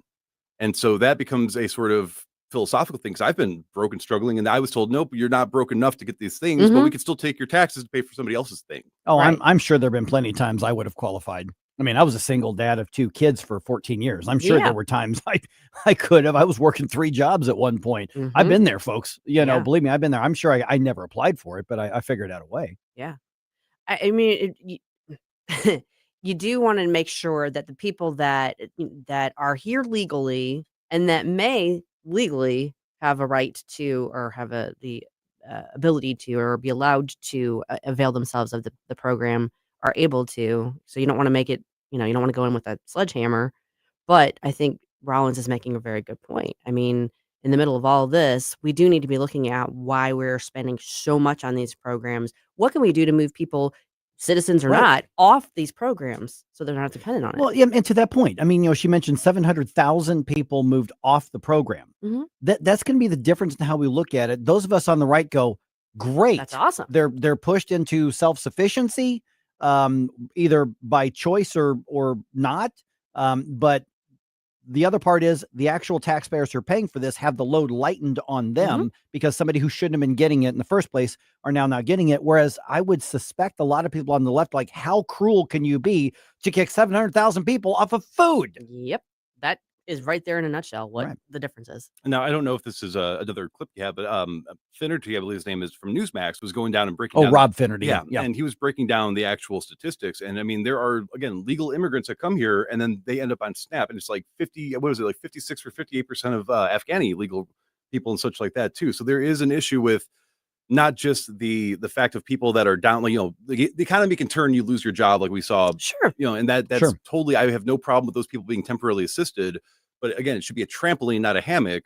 And when you have people that are coming here legally, and then now it's, well, we can't afford to live here, even though we immigrated here, and now we need SNAP benefits, that's still going to be a burden on the taxpayers. Well, here's some other things the Secretary Rollins said that they found. Again, this is from Fox and Friends Weekend. We found one guy in 6 different states getting a benefit. We found about 5,000 people that are dead who are still getting benefits. Like, it is time to drastically reform this program so that we can make sure that those who are truly needy, truly vulnerable, are getting what they need, and the rest of the corruption goes away and we can serve the American taxpayer. 500,000 people who are dead? 5,000. Oh, 5,000. Well, even so, I mean, I realized that they voted. I didn't realize that they ate too. That's right. Yeah, and I could be wrong about this. I'll have to go do a little bit of research, but I think she was talking about how early in February they kind of went through this, I think that was one of the lawsuits that was brought, was to challenge their request for information so that they could go through the system and find out who was on there that wasn't supposed to be on there. That's one of several lawsuits that were filed over that issue. Yeah, they wanted names and social security numbers. Yeah. So that's been challenged in court, and I'll have to go back and look and see where that one is in the process. But it's like, okay, you don't want the system run efficiently. You don't want us to take people off it that aren't supposed to be on it. You want to add people to the country and people that are dependent on it, but you don't want. I mentioned before, I think we've all been either at a convenience store or a grocery store, and we've seen the abuse right in front of us. I mean, we've seen, we've seen somebody using. I haven't. Oh, really? Oh, my goodness. Or maybe I've just seen it. I've seen it multiple times, loading up with food that I could never afford, probably not even now. And using EBT or food stamps to get, steak and really expensive stuff. But the worst I ever saw, and it was a tiny, tiny purchase. This was probably, 15 years ago. I'm at a convenience store. Or gas station. So I fill up my gas, I go in to get whatever. And there's a dude there who's trying to get one of the fountain drinks, which I guess at the time you could buy with food stamps. And his card got declined. He goes, oh, wait, I got a bunch of others. And he had the EBT cards from like 3 different states right there, and it kept swiping until one. And he didn't have, and by the way, the car that he was driving was a whole lot nicer than mine. I'll just put it that way. But I was like 15 years ago, and I remember that like it was yesterday. Yeah. So I've actually worked at Walmart as a cashier. So I've seen, the different programs. You definitely have seen it. So believe me when I tell you this, but yeah, so part of the issue as well is that, people will say, well, you can't use SNAP for alcohol. You can't use it for this, but you can use SNAP to get the food you want and then pay your own money. Right. And that is functionally fungible. Yeah, it's fungible. And so that's something that I've experienced as well. I've also known people personally where they would work a seasonal job that pays extremely well. I mean, they're making more than I'm making working full, of all the months of the year, but because they would be out of work for a certain period of time when the season came to an end, they could then qualify for unemployment and for SNAP benefits and all that stuff. So you physically have in cash the amount of money you would need to pay for it yourself, but because you know that that's an option for you, then you take advantage of that system. Well, you need snacks when you go to Aruba. Yeah, and you're going to be out of work for about a month or two. And so, of course, you're going to need that to get through. And then you can pocket and save and do whatever you want with the other money you have. So that's another part of the element that I don't think makes enough of the mainstream news talking points. Right. That it's not that somebody's putting a fake identity down, getting all this money, and then going to a grocery store and saying, I'm going to buy all the lottery tickets and all the alcohol I want. But there are ways that you can abuse the system to pay for those things out of your own pocket because you know you're going to be fed. Why is it, Susie, why is this so hard? I know we just got a minute or so here, but why is this so hard to say, no, reforming and preventing abuse and fraud? Why is it so hard to balance that with compassion, that people want this program to have? Now, again, I think a government top-down program is not the way to do that, and it's the least compassionate way to do it because it creates dependency. But let's take everybody's best case scenario, most generous thoughts. People who really want SNAP to be there are many people who say, well, it just serves more people that this is taking care of our fellow Americans. Okay, I get the mindset. Why is it so hard to talk about reform and busting fraud and abuse and waste? Why is it so hard to have that in the same conversation to make sure that the people who need it get it? Because we're locked in the battle of politics as team sports. Yeah. And so if you take one side, you've got to oppose it on the other side, even though if you just took the partisan part of it out of it and just talked about the topic, most people would probably be pretty close to one another and agreeing on what should be done. Yeah. So what happens in the news versus what happens in the coffee shop where you cannot use an EBT card? I don't think. Then the two very, very different conversations. Yeah, they are. They are very much so. You know what?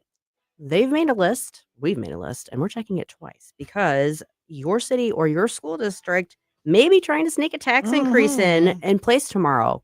Is yours on the list? We'll find out.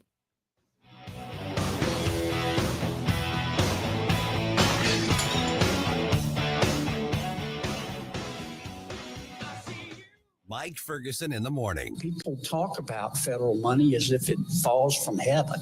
We thank heaven for it, but it came out of people's pockets. On News Talk STL.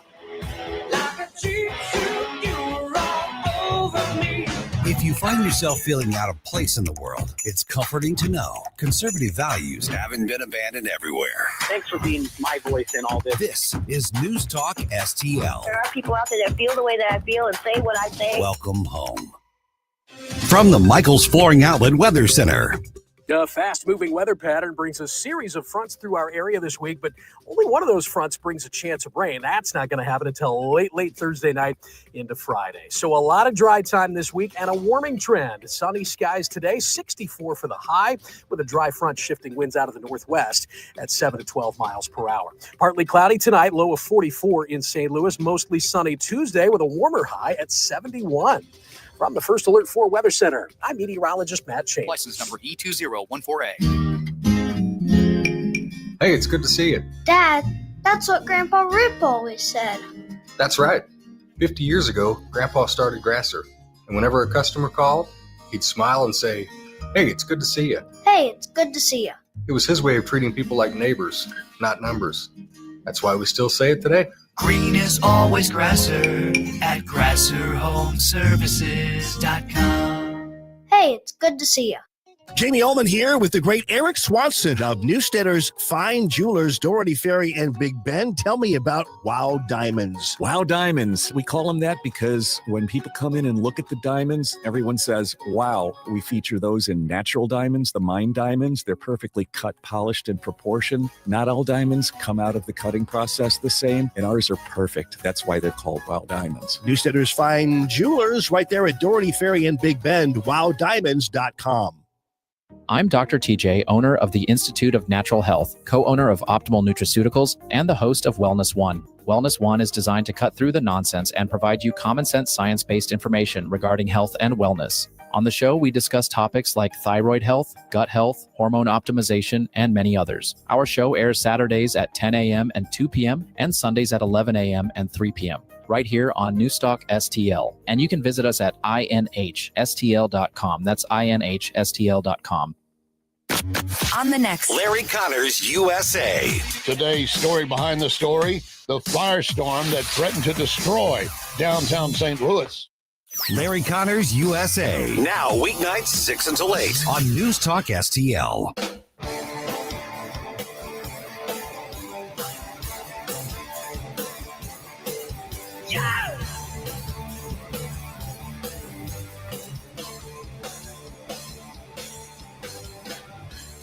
16, I found my dream machine. Turn the key and every light turned green. Like Steve McQueen, I made the motor scream and it was loud. Hey, folks, Jamie Allman here, waiting for you for the 3 Martini Lunch, the Common Sense Radio, the Allman Report on News Talk STL. Now back to Mike Ferguson in the morning. Okay, I'm going to hit this a few times today. I want everybody to remind us, I am asking everybody to do something. Mm-hmm. Remember, tomorrow is tax increase election day in several parts of the metro. It is. Okay, so I am asking you to make sure, like, for instance, where I live, where my house is, Richmond Heights, nothing on the ballot. Same in St. Charles. Yeah. Well, same in St. Peter's. Well, yeah, there's nothing in St. Charles at all. St. Charles County at all. Yeah. Nothing. I looked. But I'm asking everybody to make sure that you know, because these are the elections that get single digit turnouts of registered voters. Yep. So here's where we are with this. Just a reminder. And at 8:05, Niles Stevens from Mo Tax Relief Now is going to be with us to go over some of this as well, and more reasons why we need to make sure that we get out there. By the way, it's 6:35. Our automatic clock didn't change. I'm looking at this like, man, we're halfway through. No, we're not halfway through the show. I'm like, where'd the time go? Didn't go anywhere. The clock just didn't reset. Love the fact that like watches and phones and computers do that for you. My microwave clock threw me off this morning too. So I thought I was late. I fixed that one yesterday. Okay. So here's where we're at. Bellefontaine neighbors. They have a 3% tax increase on the wacky tobacco, on the devil's lettuce. Okay. Yes. On the herbal medicine. On the fragrance. We could be here all morning, Mike. The fragrance of St. Louis, the official. The alternate names. That's right. So 3%. So basically, after that court ruling that said that cities, not counties, can impose that 3% tax, unless it's unincorporated. So Bellefontaine neighbors is just getting in on the action here. That's what they're doing. So if you don't smoke the wacky tobacco, you're not going to be affected. If you do, then you're going to be affected. What if you just smell it because all your neighbors do? Yeah, that's for free. That's free. Yay. You know, it's like Jimmy John's. Smells are free. You sound a little too excited about that.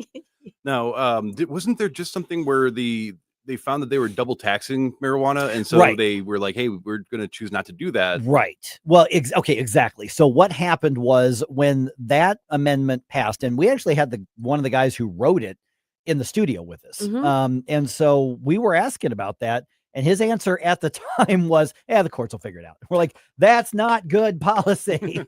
That's not how you're supposed to. So what happened is all the cities immediately rushed to add the sales tax, but so did a bunch of counties. And they said, hey, there's nothing that says that you can't layer it.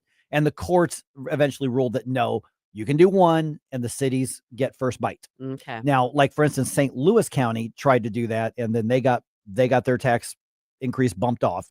So unless the dispensary is in an unincorporated area, then they can do it. That makes sense. Right. Okay. So and St. Louis County has how many different little municipalities? Is it like 98? 89? It's like 80, 88, 89, something like that. Yeah. Because there have been 2 or 3 that have dissolved in the last couple of years. And there's been a number that have dissolved over the years. Yeah. So just naturally on that. Okay. So that in Veneta Park just wants a sales tax increase. They just want more money. Okay. It's not for anything. It's just general revenue sales tax increase. Okay. Creve Coeur and Ladue and Festus. If you live in any of these cities, they have what they're calling a use tax.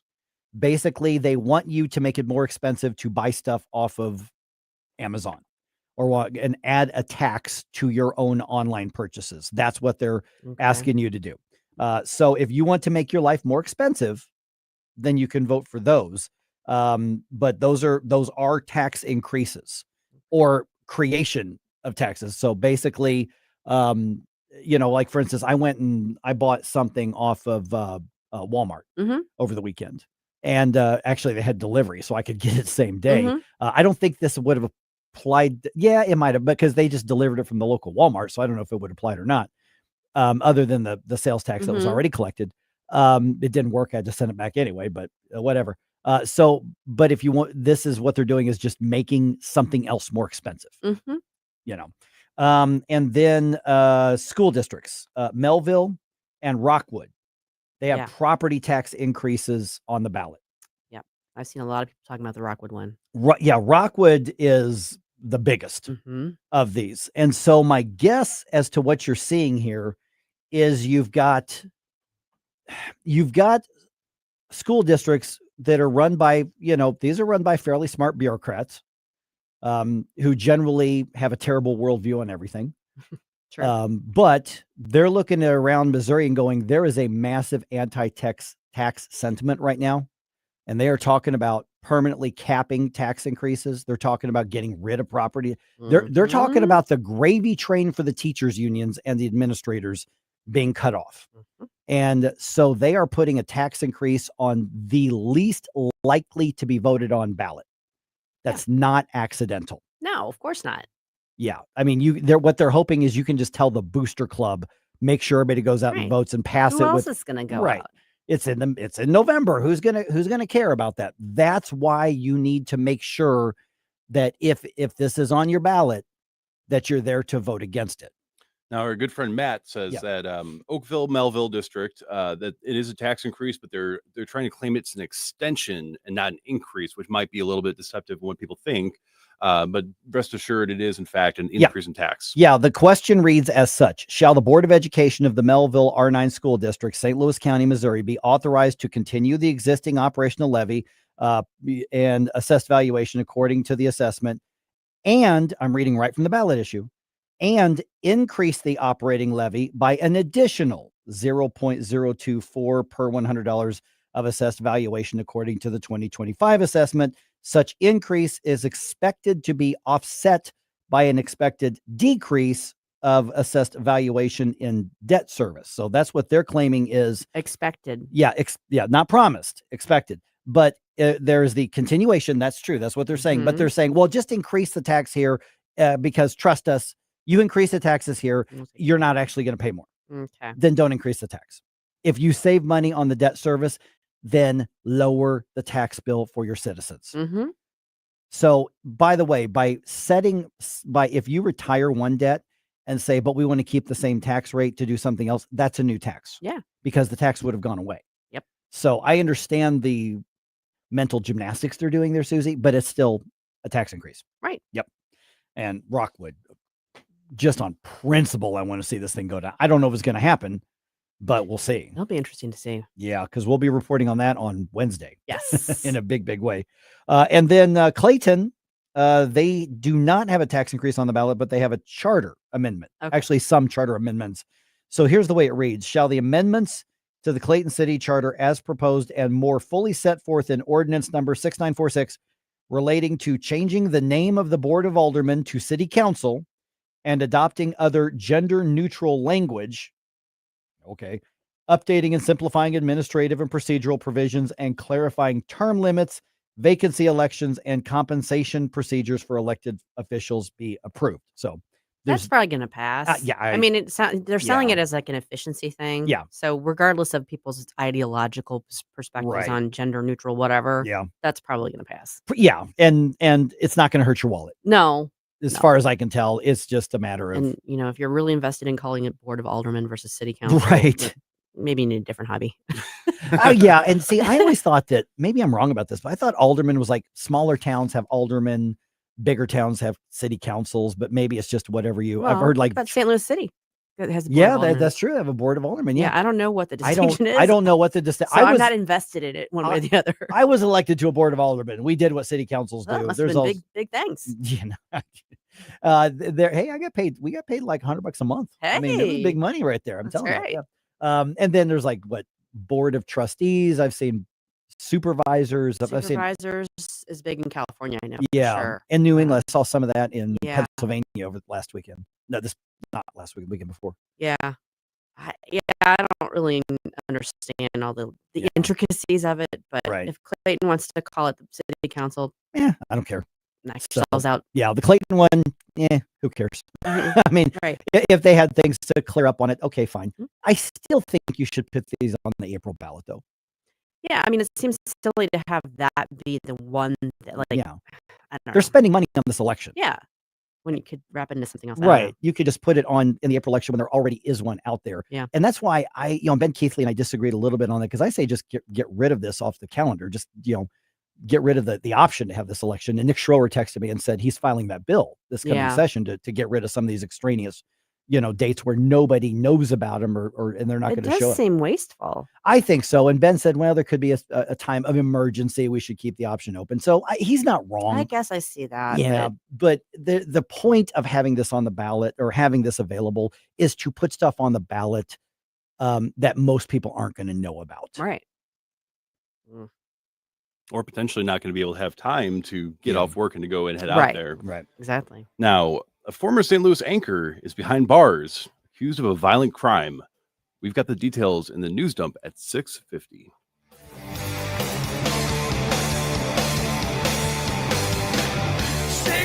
I found my dream machine. Turn the key and every light turned green. Like Steve McQueen, I made the motor scream and it was loud. Mike Ferguson in the morning They were drinking water out of the toilet. on News Talk STL. Are you searching for an excellent new vehicle or a great deal on a used one? Then check out Tyler Trineri, Chrysler Dodge Jeep Ram. Tim Jones here to tell you what loyal Tyler Trineri customers already know. Every new vehicle and select used ones come with an exclusive lifetime warranty. And Tyler Trineri has a service department second to none. I should know. I've been a loyal and happy customer for years. For the best price, selection, and the amazing lifetime warranty, check out Tyler Trineri today, right off Interstate 44 in beautiful Pacific, Missouri. Online at TylerTrineri.com, TylerTrineri.com. St. Louis, it's here. The bigger than Black Friday at Renewal by Anderson. For a limited time, get the biggest dollars off savings of 2025. $330 off every window.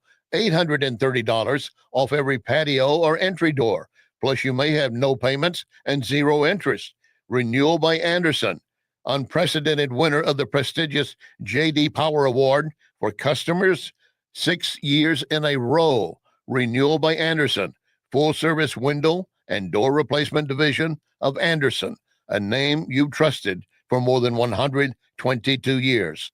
$330 off every window, $830 off every patio or entry door.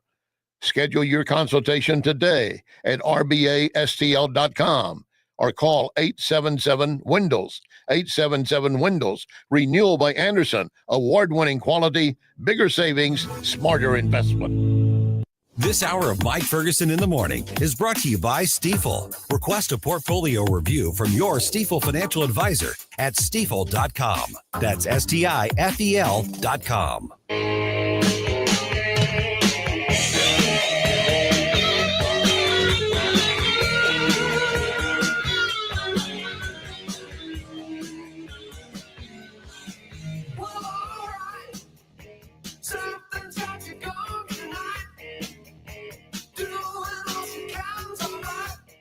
Good morning, St. Louis. Hey, it's Vince from The Vince Show right here on News Talk STL every weeknight at 8.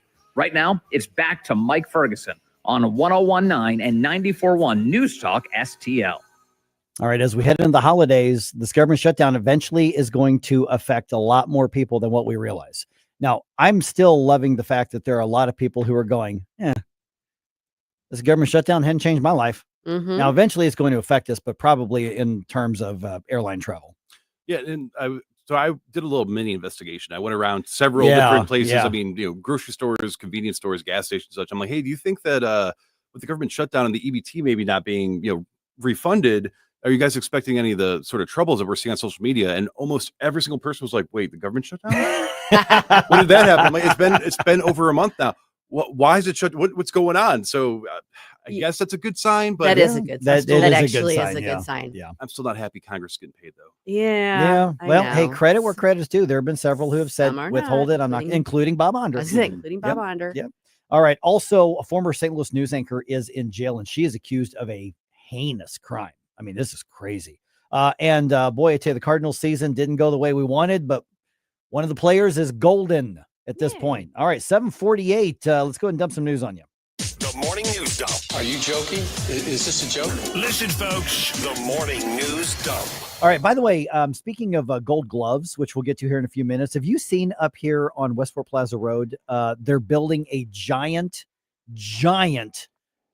Rawlings gold glove, like to look like the Gold Glove trophy, but this thing is massive. I saw a picture of it because a friend of mine works in Westport. Yeah. And put it on Facebook. Yep. They're constructing it right now. I mean, it's probably 25 feet tall. Wow. It's really, really big. It may be even taller than that. I found out over the weekend that is going to go on top of the building where Rawlings is there in Westport. Now I'm thinking, how are they going to get it up there? I know there's cranes that big, but do you know how much that thing's got to weigh and how big it's got to be just to withstand the wind at that level?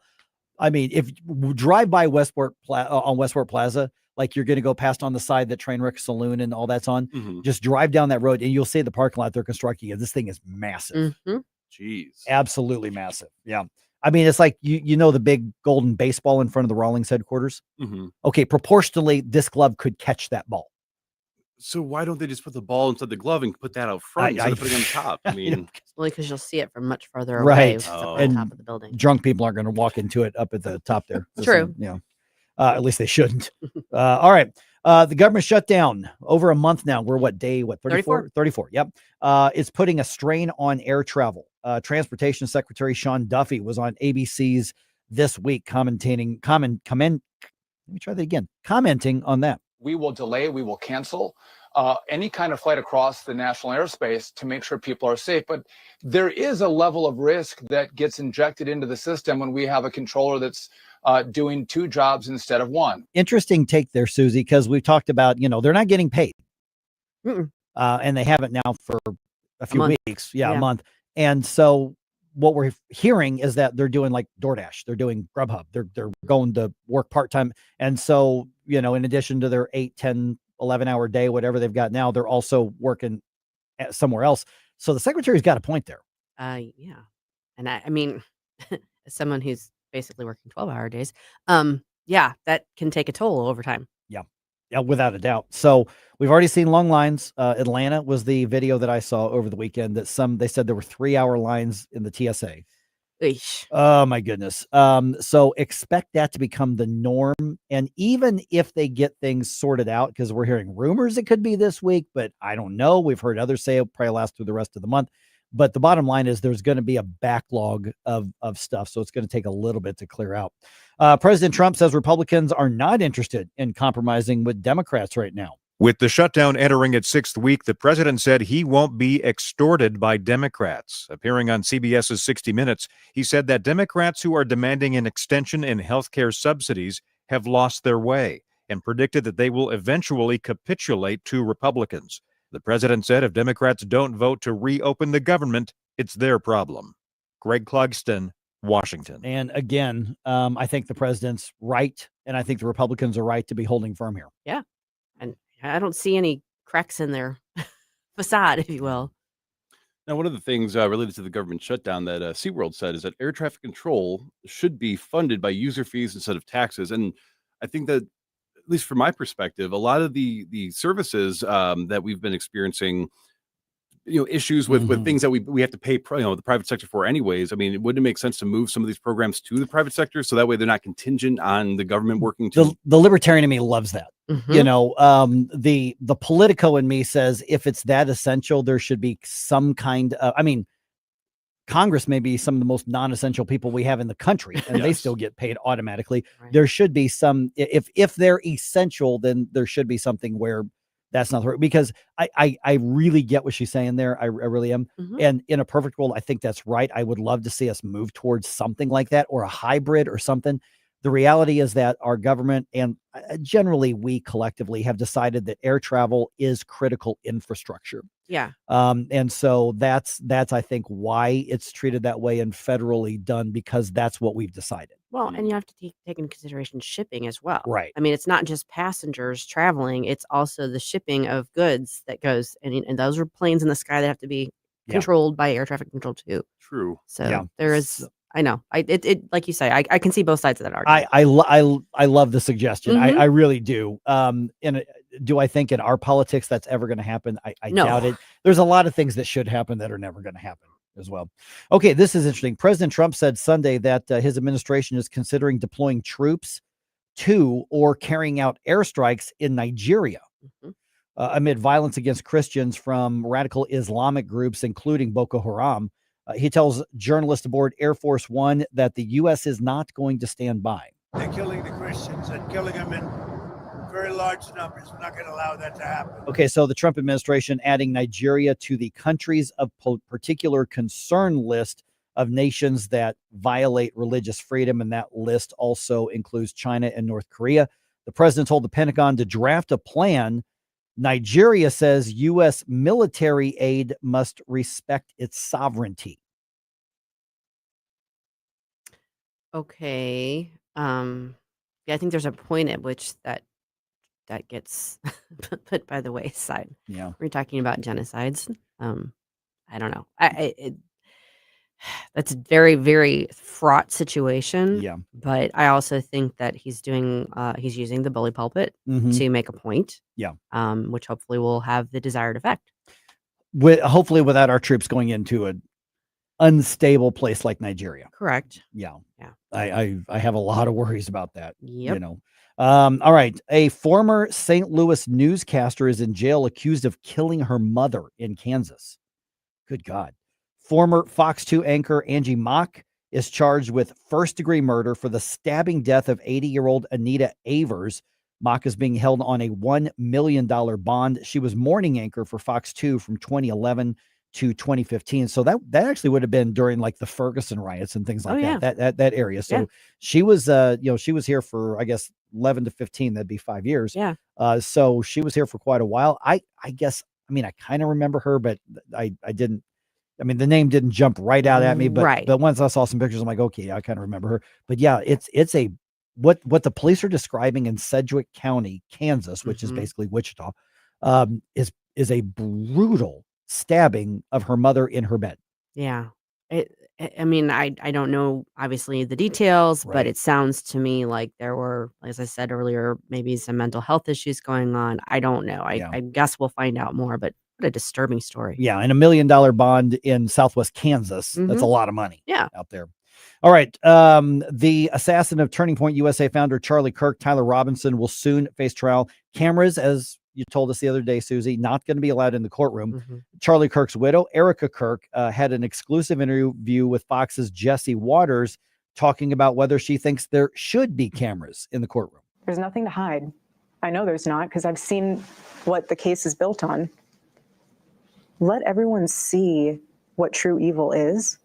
This is something that could impact a generation and generations to come. That full interview is going to air Wednesday on Jesse Waters prime time at 7 o'clock our time. Be interesting to watch. Yeah. Yeah. Well, I've seen a few clips of it. So, and they did the interview on the Charlie Kirk show's set.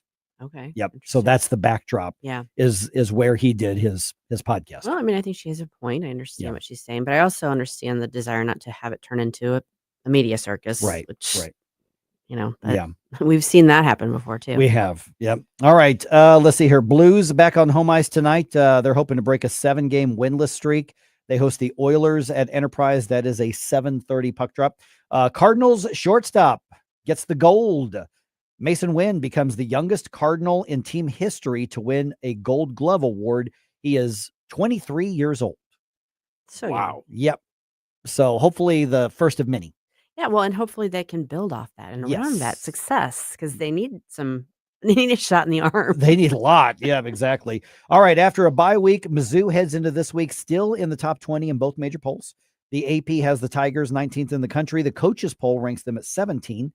The Tigers are gearing up to play another top contender for the overall championship. They got a tough game this week. They do. Third-ranked Texas A&M is going to be in Columbia on Saturday. Ooh, that'll be a good game. The Aggies, Mizzou just about knocked off Alabama. So we'll see what happens with Texas A&M. Mizzou's just this close to like breaking out of that program, and I think moving into top 10. I don't think it's going to be this year, but soon.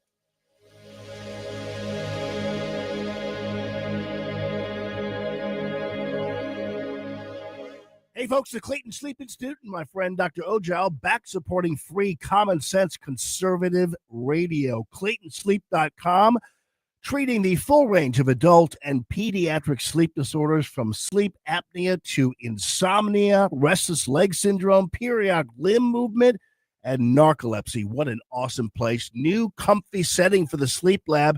ClaytonSleep.com, 314-645-5855. Better sleep, better life.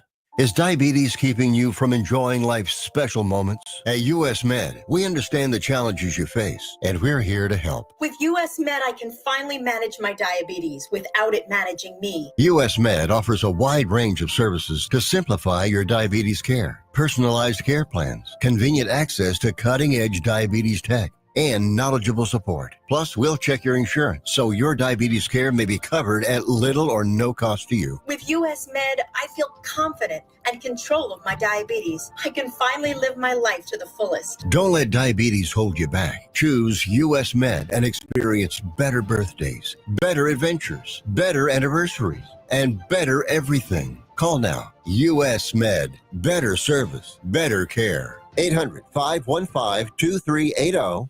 800-515-2380. 800-515-2380. That's 800-515-2380. KLGY HD3 Clayton, K270BW Bellefonte, KNBS Bowling Green. This is News Talk STL at 1019, 94.1, and always streaming at NewsTalkSTL.com.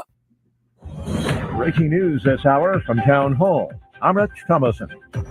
Government shutdown day 34. Tied for the longest closure ever, it is having an impact on some Americans, including air travelers, suffering flight delays and cancellations. Sean Duffy, the Transport Secretary, has predicted that unless there is a solution, a resolution of this impasse that we're seeing in Congress with no agreement over the spending bill, that the situation as it applies to air travelers is only going to get worse. And of course, there's a knock-on effect to that. If people can't get to their destinations, it's going to affect business in America, the way that companies operate. It could affect tourism as well, because this isn't confined only to domestic flights. International flights coming into the country or leaving America are also affected. The BBC's Peter Bowes food aid for tens of millions is also under threat. President Trump is threatening Nigeria with military action over the persecution of Christians. Upset with what he calls the mass slaughter of Christians, the president said he's ordered the Pentagon to begin planning for potential military action in Nigeria. He wrote on social media that the U.S. may very well go into Nigeria, guns a-blazing, to stop the killing. The president also warned that he will immediately stop all aid and assistance to the West African nation. Greg Clugston, Washington. A 32-year-old British man faces attempted murder and other charges following a stabbing attack on a train that wounded 11 people in England. The suspect, identified as Anthony Williams, also allegedly assaulted people at a London mass transit station before the stabbing attack on the train. 2 people have been killed in Russia's latest attack on Ukraine, targeting the country's power grid. On Wall Street, the Dow futures are up 7 points. NASDAQ futures ahead 167. S&P futures 22 points higher. More on these stories at townhall.com. Every time I turn around, my friends at Pure Talk give me one more reason to feel good about switching. This month, for instance, they're supporting Canines for Warriors, a terrific organization that trains rescue dogs and then pairs them up with combat veterans struggling with PTSD. The result? They're saving lives on both ends of the leash.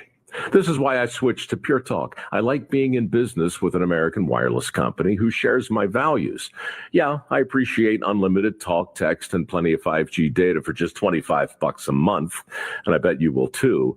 But I think you'll really appreciate doing business with a company who gives back to the men and women who volunteered to defend our country. Just dial pound 250, say micro. With Pure Talk's U.S. customer service team, you can switch in as little as 10 minutes. Again, dial pound 250, say micro, to switch to an American wireless company who actually stands for something. From the Michaels Flooring Outlet Weather Center.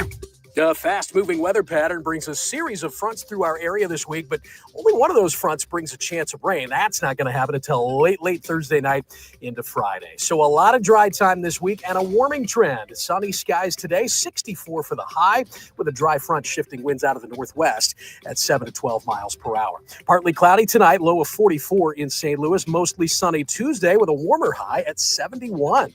From the First Alert 4 Weather Center, I'm meteorologist Matt Chambers. This hour of News Talk STL is brought to you by Stifel, serving investors for over 130 years. Contact your Stifel financial advisor at stifel.com. That's STIFEL.com. Yes, it's been really hot and humid, but fall and winter right around the corner. Tim Jones here to tell you, time to get a hold of Chad Hansen and the gang at Hansen's Tree Service for your home or your business. Grinding, land clearing, green waste recycling, tree consulting, removal, or pruning. The organic mulch from Hansen's a wonderful addition to beautify and spruce up all your landscape beds. They offer substantial volume discounts for bulk orders and emergency tree removal. Just go to hansenstree.com. That's hansenstree.com. This December 13th, join wreaths across America at Belle Reve Gardens Cemetery as we remember the fallen, honor those who serve, and teach our children the value of freedom. Help us lay remembrance wreaths on the graves of our fallen heroes. Sponsor a wreath, volunteer, or bring your family to this meaningful tribute to our veterans, because every hero deserves to be remembered. Learn more and sponsor a wreath. Visit NewsTalkSTL.com. Mike Ferguson. I don't know how to put this, but I'm kind of a big deal. Susie Moore. They look very aggressive. I think they want to beat me up.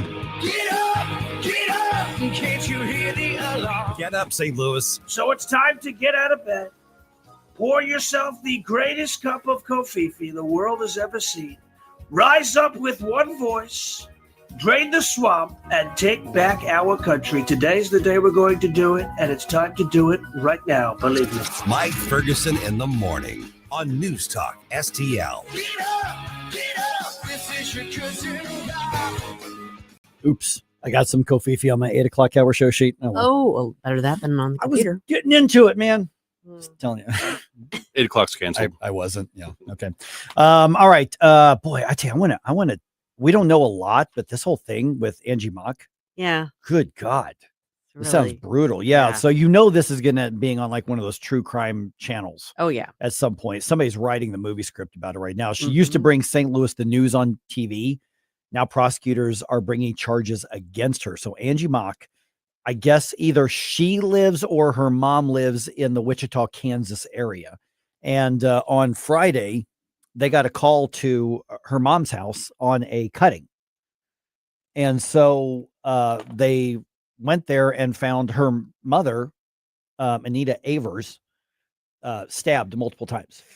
Oof. And took her to the hospital. I don't know if she was already dead or if they pronounced her dead at the hospital. So, and then Angie Mock, who was the former Channel 2 news anchor, arrested, being held on $1 million bond. $1 million bond. It didn't say cash only, but just $1 million bond. Right. On that. And obviously when she left St. Louis like 10 years ago. So yeah. You look, and what's interesting is because all the other news channels are posting this as news, which it is. I don't think Channel 2 is doing that. I get it. Yeah. But it doesn't reflect anything on Channel 2. No, of course not. Of course not. But yeah, I think maybe from a professional standpoint, they probably should cover it, just basically They just should. acknowledge. I was actually, when I used to work at an NBC affiliate, not here in St. Louis, but in another city, and our chief meteorologist got arrested. Ooh. And he was accused of domestic violence. Oh. Yeah. Yeah. And it was all over the other stations. Of course. We're looking at his mug and looking at his mugshot on there. And to be real candid, a lot of us didn't care for him to start with. Okay. And we're like, there was always like Maybe good reason for something. that. Yeah, it was like there's something we just didn't, one, because they booted the chief meteorologist that we really liked, and replaced him with this guy that we didn't really like. And then shortly after getting there, he's accused of that, and the other stations ran with it. They had it all over the place. I think it's different too when the person is currently employed with a station than versus a former employee, because then you have to deal about like from an HR perspective and there's a lot of legalities that you have to worry about, because you have to think about, okay, is this person going to lose their job? So I can understand being extra cautious in that circumstance. With this one, I think it would be appropriate to report on it in a 5 W's straightforward way and just acknowledge it. Yeah, because it was interesting, because in the newsroom, we the general thing is like, I can't believe they're doing it. That's such a cheap shot. And I remember thinking, Is it? That's I not mean, he's a cheap public figure. shot. That's news. No, that's news. That's local news. Yeah, Angie Mock was a public figure here for years. Mhm. So I think it is interesting to people. So I don't think it's a cheap shot. That's just covering the news. If a public figure has something like that Yeah.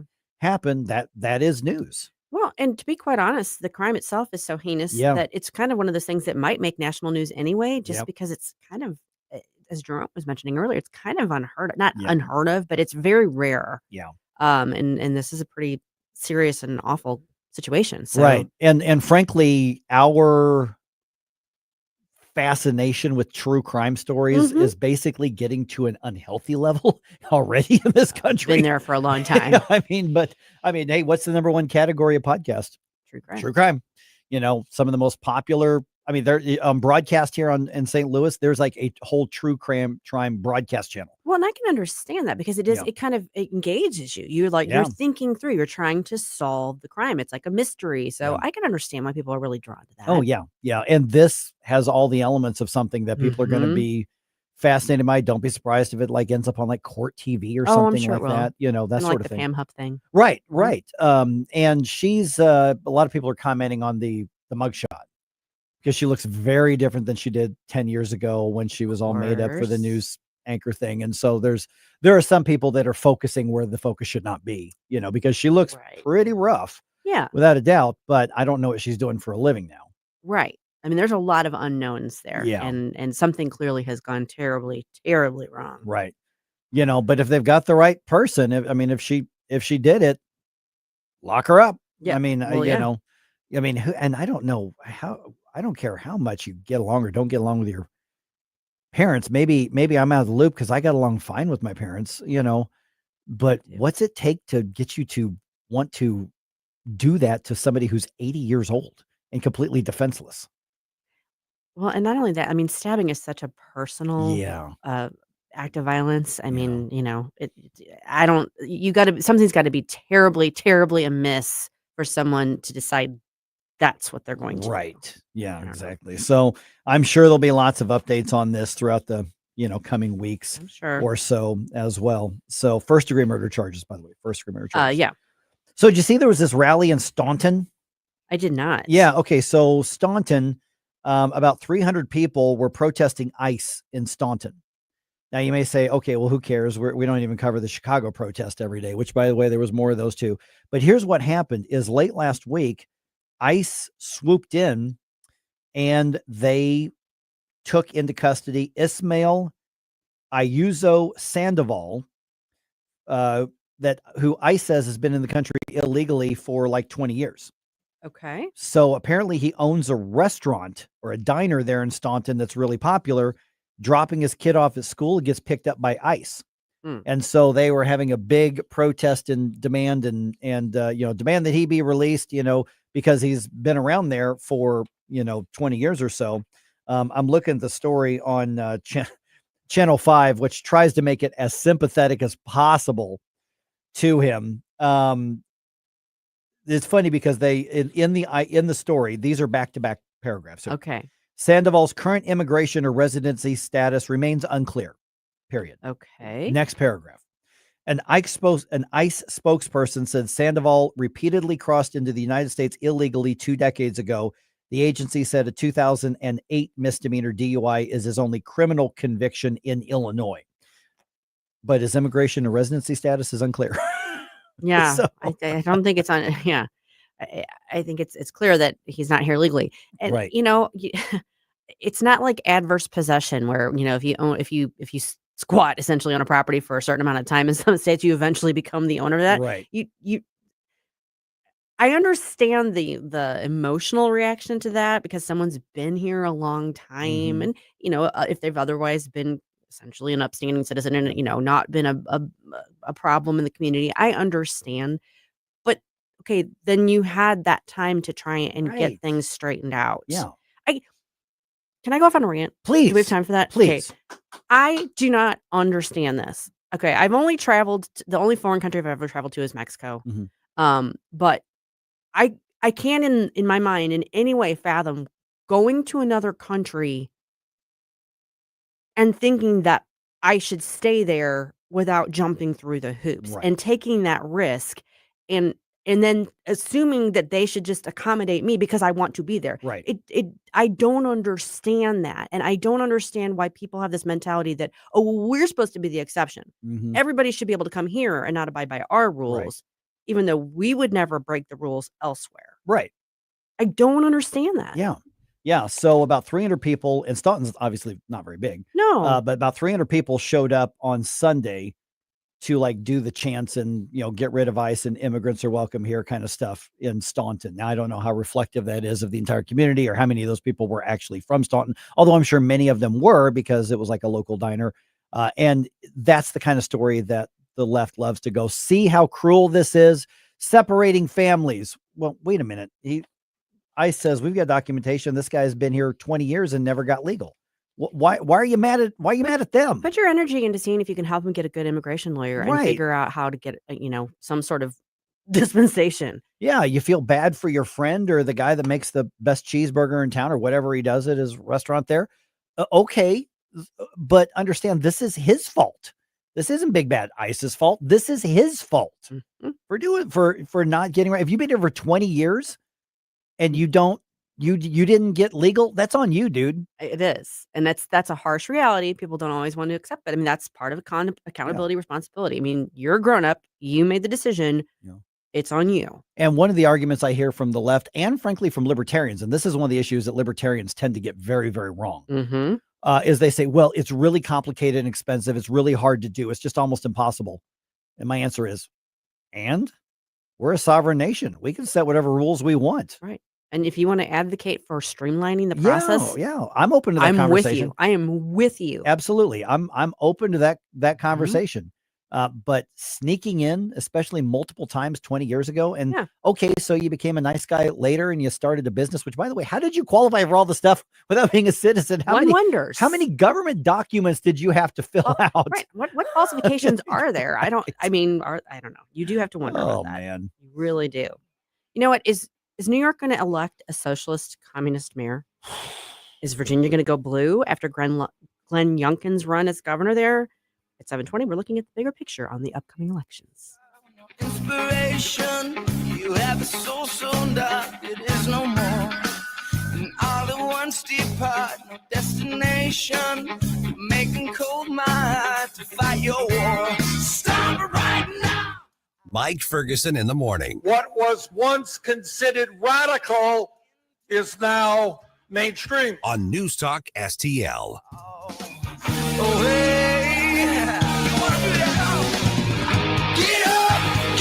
Columbo and Company. We're over a month into the government shutdown, and New York is about to elect a new mayor. It's going to be a busy week. We'll get you the latest Monday with Paul Kurtman and AI expert Mike McCleary. Live and local weekdays at 2 on Newstalk STL. Hey, it's Susie Moore. If new flooring makes you think hassle, think again, because Michael's Flooring is changing the game. For over 30 years, Michael's has been locally owned and trusted for quality, variety, and amazing service. Whether it's carpet, hardwood, laminate, luxury vinyl, or ceramic tile, their expert team makes installing new floors exciting, not stressful. That's why customers keep coming back. Visit Michael's Flooring at St. Peter's, Darting Prairie, Creve Coeur, or online at igotfloored.com. That's igotfloored.com. The Herzog Foundation is the vision of its founder, Stanley Herzog, and it exists to promote quality Christ-centered K-12 education nationwide. Hi, this is Chris Stegall with the Herzog Foundation. We offer a wide variety of resources relevant to today's families, including a free online publication called The Lion. The lion is one of God's most majestic creatures, symbolizing strength and courage. Named for its attributes, the Lion publication carries articles covering a wide range of topics facing American families and culture, especially related to the education of children. The Lion can be found online at readlion.com. That's READ lion.com. Sign up for The Lion at readlion.com and find dozens of must-read articles published every day. Visit readlion.com and subscribe for the weekly and daily digests so you never miss an article. Readlion.com. That's readlion.com. Thanks for taking my call. News, analysis, opinion. Radio news junkie. Love every bit about it. Newstalk STL.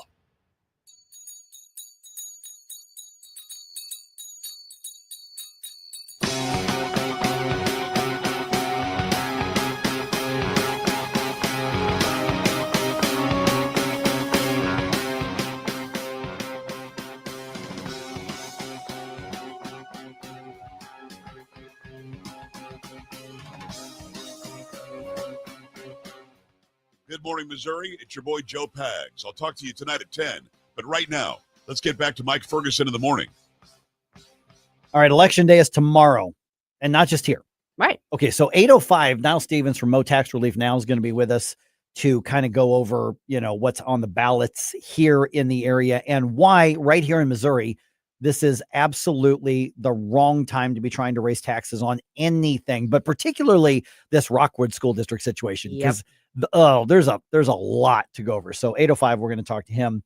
But here's a question. And Susie, with Red State, redstate.com, you've got, your kind of view on this every day. I mean, this is what you do for a living, is track this stuff here. We've got New York City, we've got Virginia, we got California, we got New York State. I mean, so we got some big, and New Jersey. New Jersey, right?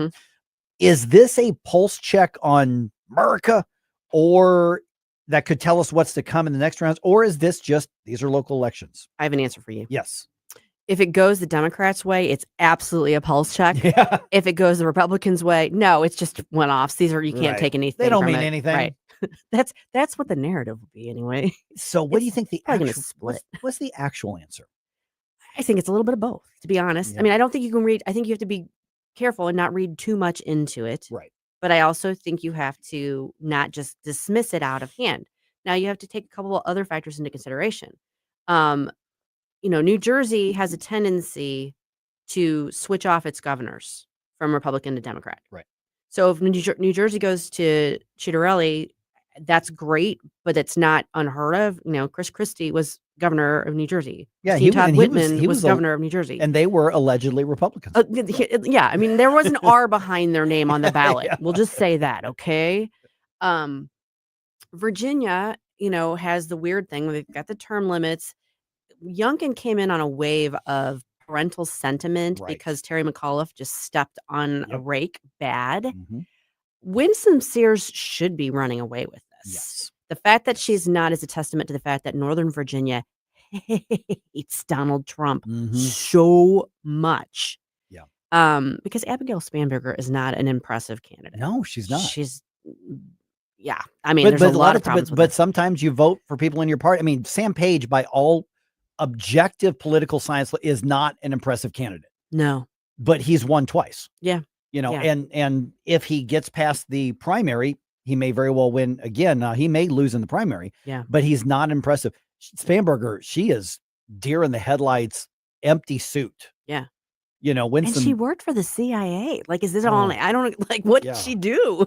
Did she just blend into the background wherever she was? Did they have to wipe her brain with something to get don't rid of? know. I those are, don't know. But But please stare into this for this eye test. I do feel like Jason Miyares has a pretty good chance of holding. I mean, he's the incumbent. The obviously Jay Jones, the candidate who's opposing him for the AG's office, has a lot of problems, including homicidal fantasies that he shared with people. I mean, there's that. Yeah.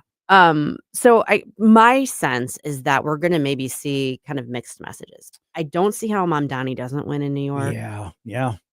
And not that Cuomo would be. Great. Yeah, exactly. I mean, it's like Republicans, no, Cuomo's a great. No, he's not. No. He's kind of normal though. I mean, he's a normal New England corrupt Democrat. Normal. Yeah. So I think it's going to be a mixed bag. Yeah, it's going to be interesting to see how this shakeup happens because, if it works, I think that's going to really sort of be an example to the rest of the country. Not that I think it's going to work, but I do think it's going to set a really weird example of here's this guy who came in here and did all this stuff that we keep fighting against, and yet somehow it worked. And then you're going to probably see a lot of other blue cities with what my generation calls the old guard of the way of doing things, suddenly saying, well, we were going to support this person, but this person's even further left and further socialist, and so push that way. Otherwise, what I really think is going to happen is, at very best, it's going to be a continuation of the corruption that they've already had, and at very worst, it's going to lead to a major shakeup. That, unfortunately for New York City, but potentially great for the rest of us, might say, well, okay, we gave the socialists a chance, did not work, made things much worse. Maybe we need to start considering more conservative libertarian ideas. Now, when you look at this area, the crazy fringe leftists, the last couple election cycles were booted out. They were. And they were booted out by Democrats. That could be a Midwest versus East Coast thing. Now, is it fair to say, of all these places we've referenced, Virginia would be the closest to a bellwether? I mean, clearly New York City is just blue on blue. I do think so. But Virginia has red areas, and they, like I said, Glenn Youngkin, was elected, and there people responded. So it's interesting. Mayorkas, I haven't met him, but I saw him speak at an event a couple years ago. Man, that guy's sharp. Miaras. Mayorkas is sorry. Miaras. Former Yes. Sorry. Yeah. DHS This guy. Sorry. Miaras. I saw him speak at a First Liberty event a few years ago, and really impressive. Very conservative. Very conservative. Winsome Sears, obviously more of the sort of MAGA activist kind of MAGA activist. I think there's an increasing divide between MAGA and conservatives, but she's very conservative. There's definitely an overlap there, without a doubt, with her. But she's definitely more attached to the Trump brand. She is. Yeah. And I mean, she's got an impressive life story. And I think she got off to a slow start. And I really think the biggest obstacle she has is the fact that Northern Virginia is Northern Virginia. Right. So, but I do think that you could almost make the argument that New Jersey might be a little bit of a bellwether, because you have seen a shift. I mean, there was a shift red in almost every locale, but I mean, you've definitely seen that in New Jersey. And I think there's a certain vibe there, if you will. But I think Virginia probably is the most bellwether of them. Let's look at New York City. Okay, so you've got, I mean, he embraces the term socialist. His rhetoric tells me he's just basically communist. I think. I just think he's not realistic at all. Right. But yes, the philosophies he seems to be espousing are a mix, maybe. Yeah. It's somewhere in between those two. I mean, they're generally shades of one another either way, but I think he's what north or south, wherever you want to call it, however you want to look at it, of socialism towards communism.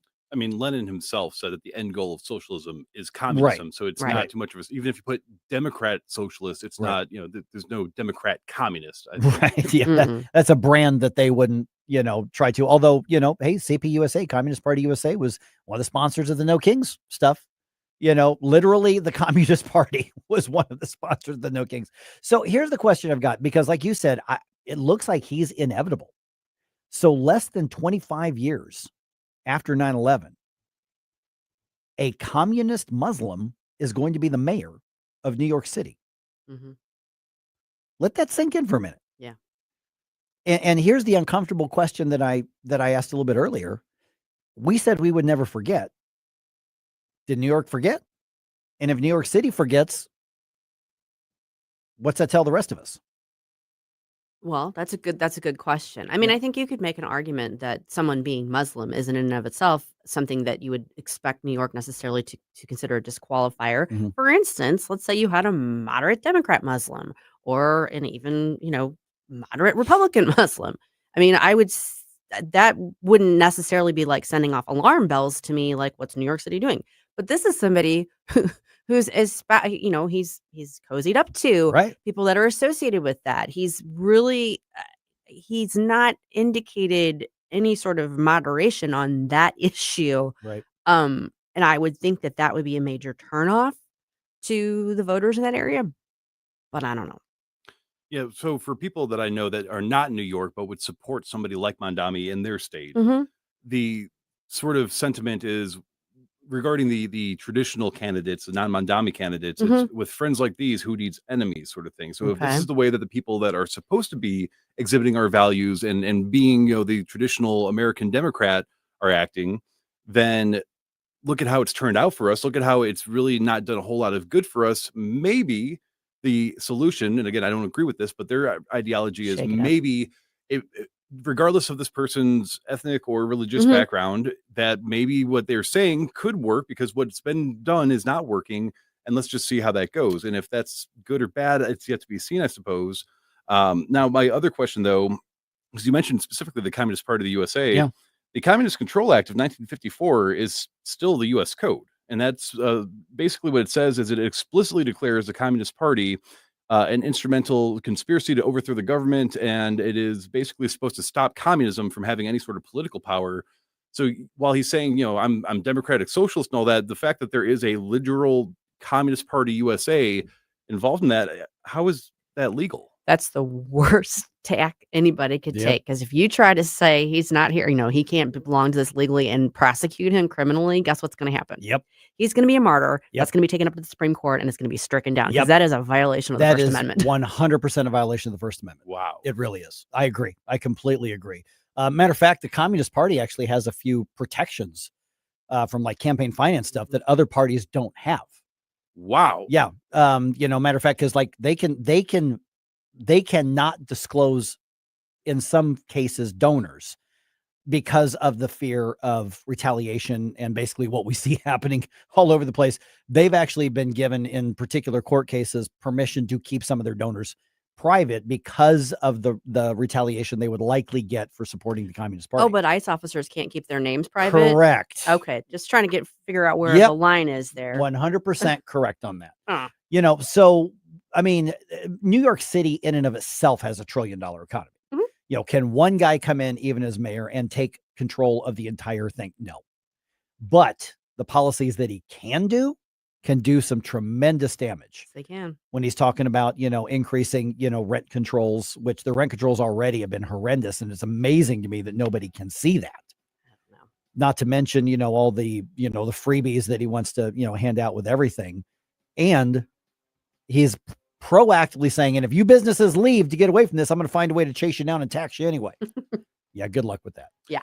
Yeah, I'm quite sure that if you do his whole government controlled grocery store idea, that there will probably be lines to the grocery store, just like some of the lines that we're seeing at airports right now, as SNAP benefits are delayed at least a few days as well. So what's next when it comes to the government shutdown? Well, luckily, we're visiting with Congressman Dr. Bob Onder at 7:35 to hopefully let us know some good updates.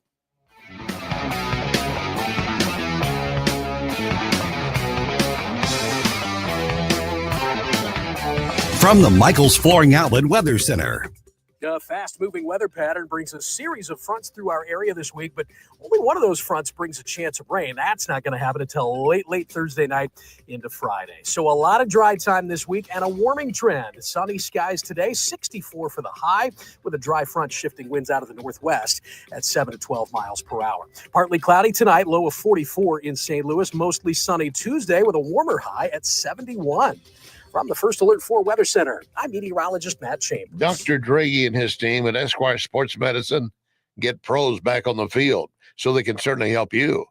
You need an MRI, X-ray, CAT scan, pre- or post-surgery treatment, rehab. The chiropractic physicians at Esquire can help you or connect you to experts you need. And I know you're hurting right now. You don't want to wait. Esquire sees new patients often within 24 hours. EsquireSportsMedicine.com. Larry Connor's commentary, brought to you by Vincent's Jewelers, offering a wide selection of jewelry, including lab-grown diamonds, affordable earrings, bracelets, necklaces, and rings, up to 75% off their natural counterparts. Visit VincentsJewelers.com. This is Larry Connor's commentary on News Talk STL. So did you give any money to Black Lives Matter? Silly question for most of you, I know. But then again, maybe you know someone who did. They raised something like $90 million. For what? And who did get the money? The Justice Department is now digging in to the BLM funds. I can tell you where $6 million went. 3 co-founders of BLM bought a house in L.A. 6 bedrooms, 6 baths, swimming pool, a sound stage. It was supposed to be an asset of BLM used for charity fundraising. Fundraising was going great. The New York Post reported that one of the BLM organizers bought 3 other properties, 2 in LA, 1 in Atlanta. And one of the founders, since admitting it probably wasn't the best idea to spend that kind of money on homes. But she insists, I did not pocket any money. And then she said, it is false to accuse me of stealing, her words, to accuse me of stealing from Black people. That response opens up several questions. Get more Larry Connors on Larry Connors USA. Tonight at 6 on News Talk STL. I want to tell you more about Wellington Environmental's dustless blasting services. Wellington can blast paint, grease, graffiti, even stripes off parking lots. Truly amazing and powerful. But can Wellington blast something more sensitive? Yes, Wellington can use dry ice to blast soot and odors off smoke-damaged surfaces right after a fire. Currently, Wellington uses dry ice to clean mold off wood inside a home. Why? Well, dry ice immediately disappears, turns into a vapor. That means no mess to clean up, no damaged surfaces. You need to check with Wellington, always researching and practicing with new, better, faster, safer equipment and products for you. And it's very easy to schedule an estimator for your next project. Call Cindy, 314-644-4930, 644-4930.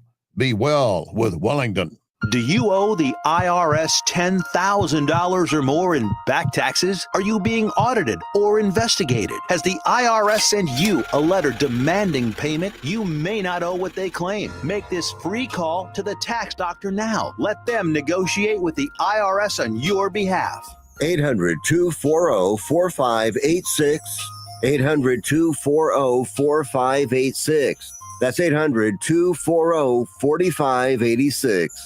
If you have a phone, you have a radio. I listen to NewsTalkSTL on the app driving to work. Download the NewsTalkSTL app. You got to get the NewsTalkSTL app. Love the app. Can listen anywhere in St. Louis. And listen anytime. NewsTalkSTL right on my phone. Anywhere.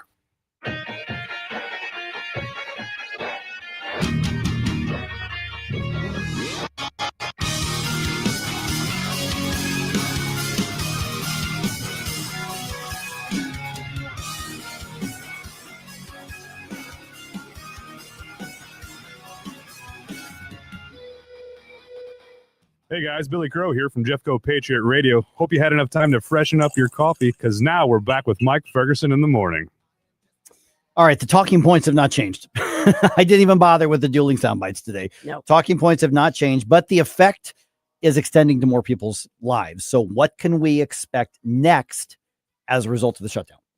That's where we're going to start. Mm-hmm. You know, I mean, everybody's made up their mind who they're going to blame. Sure. For this at this point. Some people blame the Democrats and other people are wrong. You know, I mean, that's just the way to look at it. So where do we go from here? We're now joined by Congressman Bob Onder right now. So Bob, let me start with the whole thing with the SNAP benefits. Those EBT benefits have not gone out for November. Two different courts, as we were talking about a little bit earlier, have ruled that the government has to do it anyway, despite not having authorization to do it. What do you make of those court rulings, and what does that say about the whole situation? Yeah, good morning. I didn't know that the Constitution had been amended to give a single unelected federal judge the power of the purse and the power of the administrative branch of government. Under our Constitution, Congress appropriates money and the president administers the executive branch. The court rulings are null and void. You can't just say there's money somewhere in government and therefore the president could just move money around. There are consequences to the Democrats shutting down the government. These programs have literally run out of money. We don't have money for the SNAP benefits. And that's why the Democrats have to stop weaponizing the pain of the American people, including recipients of SNAP, including the recipients of the WIC program, the salaries of government employees, including air traffic controllers, and do the right thing and get back to the business of governing. And the House did its job, as you know, on September 19th. We're still waiting for 5 more Democrat senators to do the right thing and to vote to reopen the government. Bob, there's some speculation that after tomorrow's elections that maybe that will free up a couple of those Democrats, maybe 5 of them, to go ahead and change their vote. Do you see that happening? Yeah, I do. Some of my friends in the Senate are saying that is what they expect to happen, and they are closer to things than I am. So, they're talking about Friday. And of course, the 7-week continuing resolution that we passed in September in the House, it would now be like a week and a half continuing resolution. So the Senate would likely then change the date on the continuing resolution, maybe till January, and then we in the House would come back and finally give final passage to that. So I'm hopeful that that is what will happen. None of the delay by the Democrats has made any sense to me. Waiting for the No Kings rally, waiting for food stamp funds to expire. It's not made any sense at all, other than that Chuck Schumer kept saying that every day gets better for Democrats. I'm hopeful that it will happen soon. Yeah, because for that to happen, Bob, we're talking about the Democrats just simply enough of them have to give in and come over and vote, because I'm not seeing any movement on the Republican side. Republicans and the president and Republicans in the Senate have said, no, this is what you can vote on, take it or leave it. And they have not bent on that. And by the way, I think that's a good thing. Yeah, we cannot give 1 inch on that. And no one ever has gotten anything policy-wise for a continuing resolution, because all a continuing resolution does is continued government funding at a level that Schumer and Pelosi and Hakeem Jeffries and all the rest of the Democrats have already voted for. In fact, it's Biden-era spending. I didn't like voting for that, but it is what we need to do to buy the time to go through normal order and pass. I hope a more sane and fiscally conservative budget. But the choice to shut down the government is the Democrats and the Democrats alone. All right, Bob, this is a two-parter. You mentioned the fact that if the Senate does eventually vote to open the government, they're probably going to change the date from November 21st and push it off by till January, which makes sense at this point. Number one is, do you see there being any issue then with the House agreeing to that additional time frame? And then the second part of it is whether it's November 21st or January. Yeah. How far along are we? How close are we to being able to get those appropriations bills passed? Yeah, I think the House will go along with an extended date, let's say January. I don't think the House would go along with a really long-term CR like a year, but I think January wouldn't be a problem. Look, we've already passed. The House has already passed all 12 budget bills out of committee. We've passed, I believe, 3 or 4 through the House. So we can do our work. The real barrier is the 60-vote rule in the Senate, where we need 8 Democrats to go along. And the problem with the budget process for too long is by applying that filibuster rule to the budget, there's a tendency for Democrats and Republicans to pass a bipartisan bill where hey, you get your pork barrel spending and we get our pork barrel spending, and the budget just keeps going up and up. I think we really need to re-examine that process. But yeah, I think things like undoing all of the Medicaid reforms in the One Big Beautiful Bill and extending the COVID-era Obamacare subsidies perpetually, those are non-starters for me as much, after passage of a CR as they were before passage of a CR. We're visiting with Congressman Bob Onder. Over the weekend, some other folks out on national media, including Senator Eric Schmidt, they're referring to the investigation into Arctic frost. Eric Schmidt was very passionate about what he was arguing for on Fox News, basically saying this needs to be a Watergate style and Watergate intensity of an investigation and hearings. And he said for months, if need be, is Arctic frost to that level? And if so, what should be the outcome of the investigations? It can't just be we're going to get those darn Democrats. It's got to be something bigger than that. Yeah, I think there's no question. We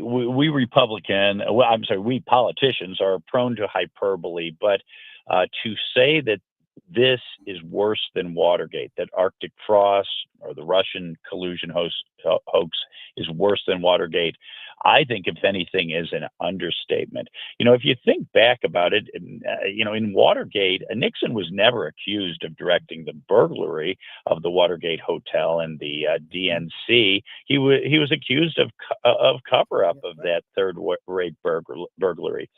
Whereas Arctic Frost and the Russian collusion hoax, the power of the federal government, the FBI, the DOJ, the entire intelligence community, federal prosecutors, federal judges, were all weaponized to get the opponents of the Democrat Party, including the President of the United States, Donald Trump. Specifically in Arctic Frost, Jack Smith ordered 197 subpoenas on 430 Republican opponents, including 8 U.S. senators. He asked Judge Boasberg that they not be notified that their phone records were subpoenaed. This is just utterly unacceptable. And really, does this rise to the level of us spending some time on some hearings investigating? Absolutely. This is a question of whether we are a free constitutional republic or whether we're some sort of police state that the party in power can use it to get his political enemies, and I believe they hoped to put their political enemies in prison, just like they did with a bunch of the January 6th protesters who were guilty of nothing more than simple trespassing, if even that. Okay, so I'm going to shift gears just because, and I know there's probably a lot of people who have a lot of thoughts on the January 6th thing, but in the essence of time, you've been mentioning the abortion pill situation, because unfortunately under the FDA, under RFK's watch, they've actually approved more access to the abortion pill. So where does that whole situation stand right now? Yeah, so the first Trump administration had an abortion pill policy that required in-person prescription of the abortion pill, no mail order abortions. And that makes sense because one cannot diagnose an ectopic pregnancy, which is a life-threatening emergency, over telehealth, over the phone, over some internet web portal.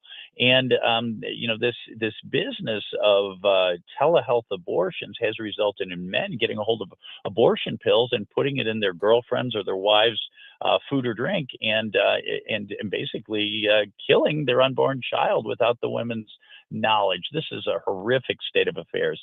And I think a lot of us were hopeful that with the election of Donald Trump, we'd go back to the sensible first Trump administration policies that protected women. So far, that has not happened. And what you alluded to, the FDA's approval of another generic version of the abortion pill, that I was very concerned about that as well. But the FDA has ordered a review, a study of the safety of the abortion pill, and some of us have been active in trying to get an audience with the president to discuss this issue, because I don't think there's any reason we should be preserving failed Biden administration policies in this new day, which is the Trump administration. Okay, Congressman Bob Onder, by the way, I'm telling you, Governor Gavin Newsom would take issue with what you just said, because I heard on good authority, as Governor Newsom said, Joe Biden may have been one of the most successful presidents in history. He said it over the weekend, so it must be true. Well, there you go. When they woke him up from the nap or stoked up the auto pen, he was very successful. There it is. All right, Congressman, good to chat with you again. Thanks so much. Have a great week. He did Thanks, say Bob. that. He did. He did. Well, that's yeah. Gavin for you. After a catastrophic flood, a small Massachusetts town united to help a 99-year-old World War II veteran who lost everything. I'm going to tell you about that and a couple other good news stories when we come back at 7:50.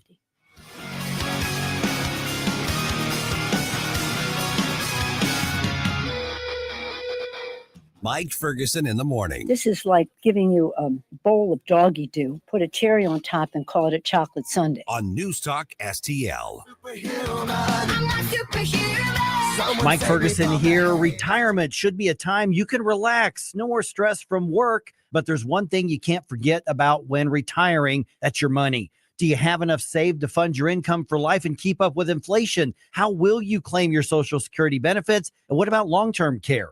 The ClearPath Wealth Management Group at Stifel is here to help answer all of these questions. You can hear their latest views on the markets and investing during On the Money, hosted by Stifel financial advisors Bob Stockdale and Eric Robert, every Saturday morning at 9, right here on News Talk STL. They can help you get organized, guide you through critical retirement decisions, and create an investment portfolio designed around your needs. To schedule your free retirement plan consultation, go to clearpathinvesting.com. That's clearpathinvesting.com, or call 636-695-2650, 636-695-2650. Stifel Nicholas and Company Incorporated, member SIPC and NYSE. Hi, Kirk Hilsinger here, and I'm the new chairman of the St. Louis Republican Central Committee. I invite you to our meetings that take place the first Thursday of every month at 3710 Hampton Avenue. You can stay connected with us to learn more about how you can get involved, make your voice heard, and contribute to our shared goals. Together, we can make a difference in the city of St. Louis and the state of Missouri. For more info, visit our new website at stl-gop.com. That's stl-gop.com.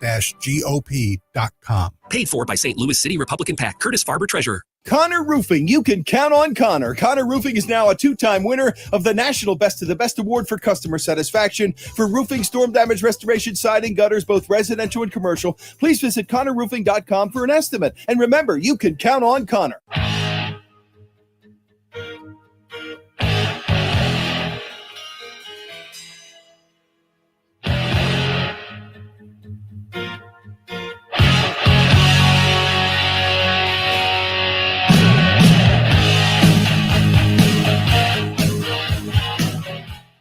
The Mike Ferguson Show is one of my favorite programs.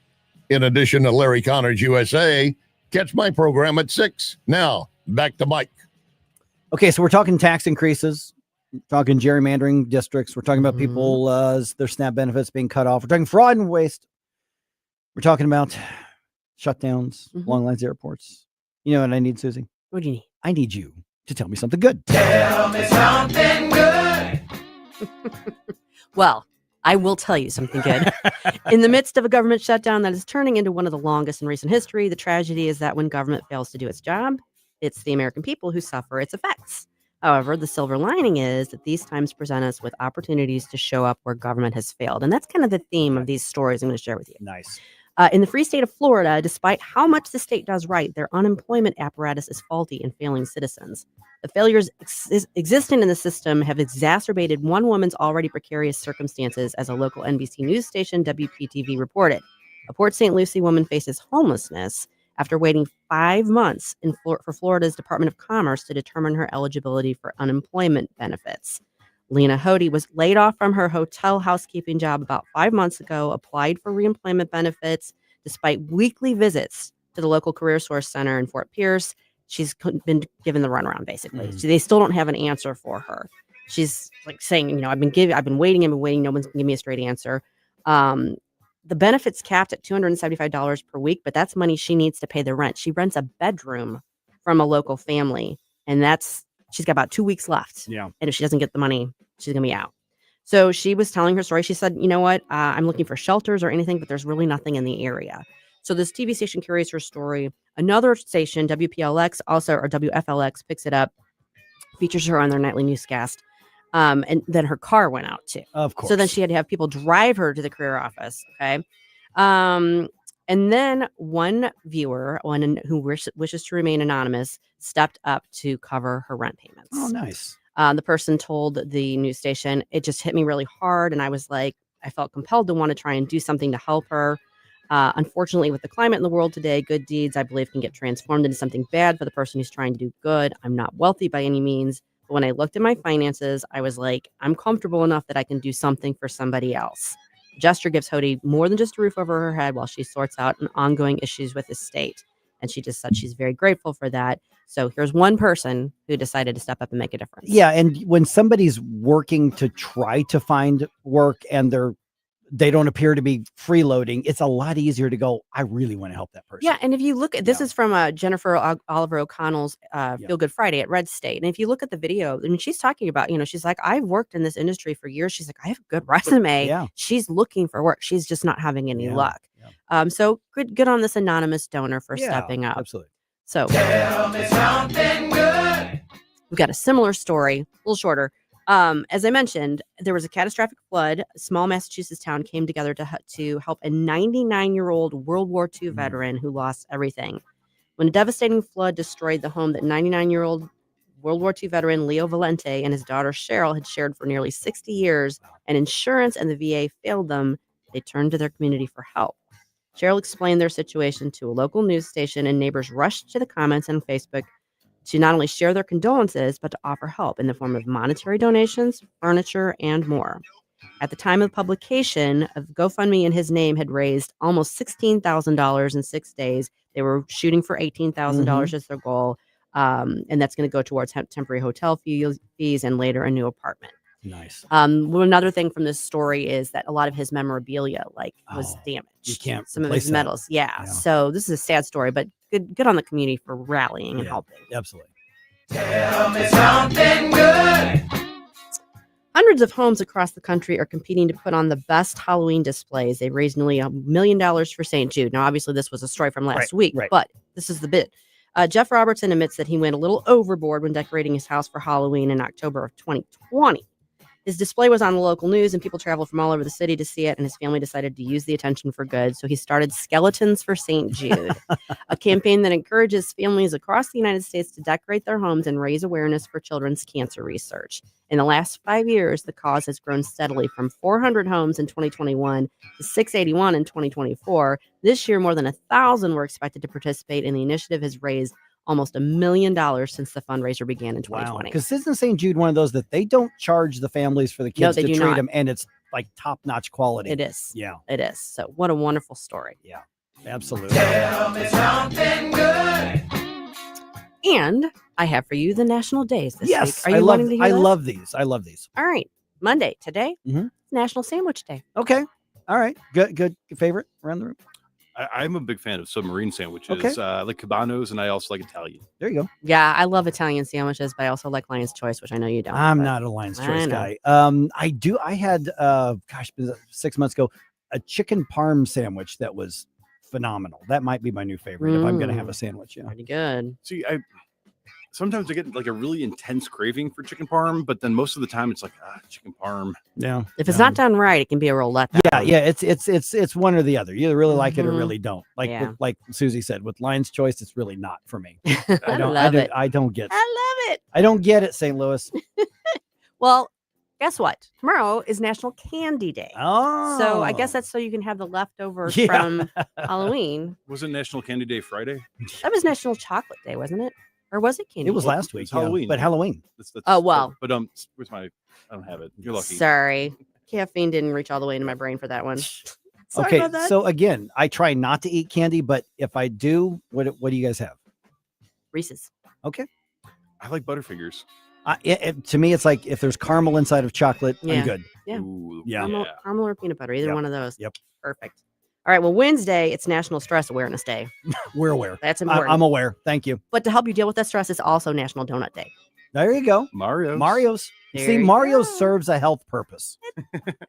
Let's de-stress with some glaze. That's right. Right? And sprinkles. Thursday, National Nachos Day. Hey, there we Ooh, go. I can get behind that. Oh, I love me a yes. good plate of nachos. With how much stuff on it? Just enough that it doesn't break the chip. Fair enough. I want it to stay on the chip. I want to actually have it delivered to my mouth on the chip instead of like eating it with a fork after the fact. No, if I can't eat it with a fork because it's too light, then it's not Mhm. real nachos. Well, I mean, I don't mind there being a little left over, but if it's weighing down the chip, that's a problem. Last but not least, Friday, ready for this? National Fountain Pen Day. Fountain pen day. Okay. What? What? Yeah. I know. It's like food. And Fountain pen day. Interesting. I don't know. I don't think I've ever seen a fountain pen in person now that I think about it. Oh, that used to be like you'd give those as a gift. That's you true. know. You get them from Or like then you things get- remembered and with an engraving on it. or And then, something. I mean, there were some less expensive ones that you get at Yeah. Kmart or whatever. But yeah, there was some of those can get really fancy. They can. I guess worth celebrating. I guess so.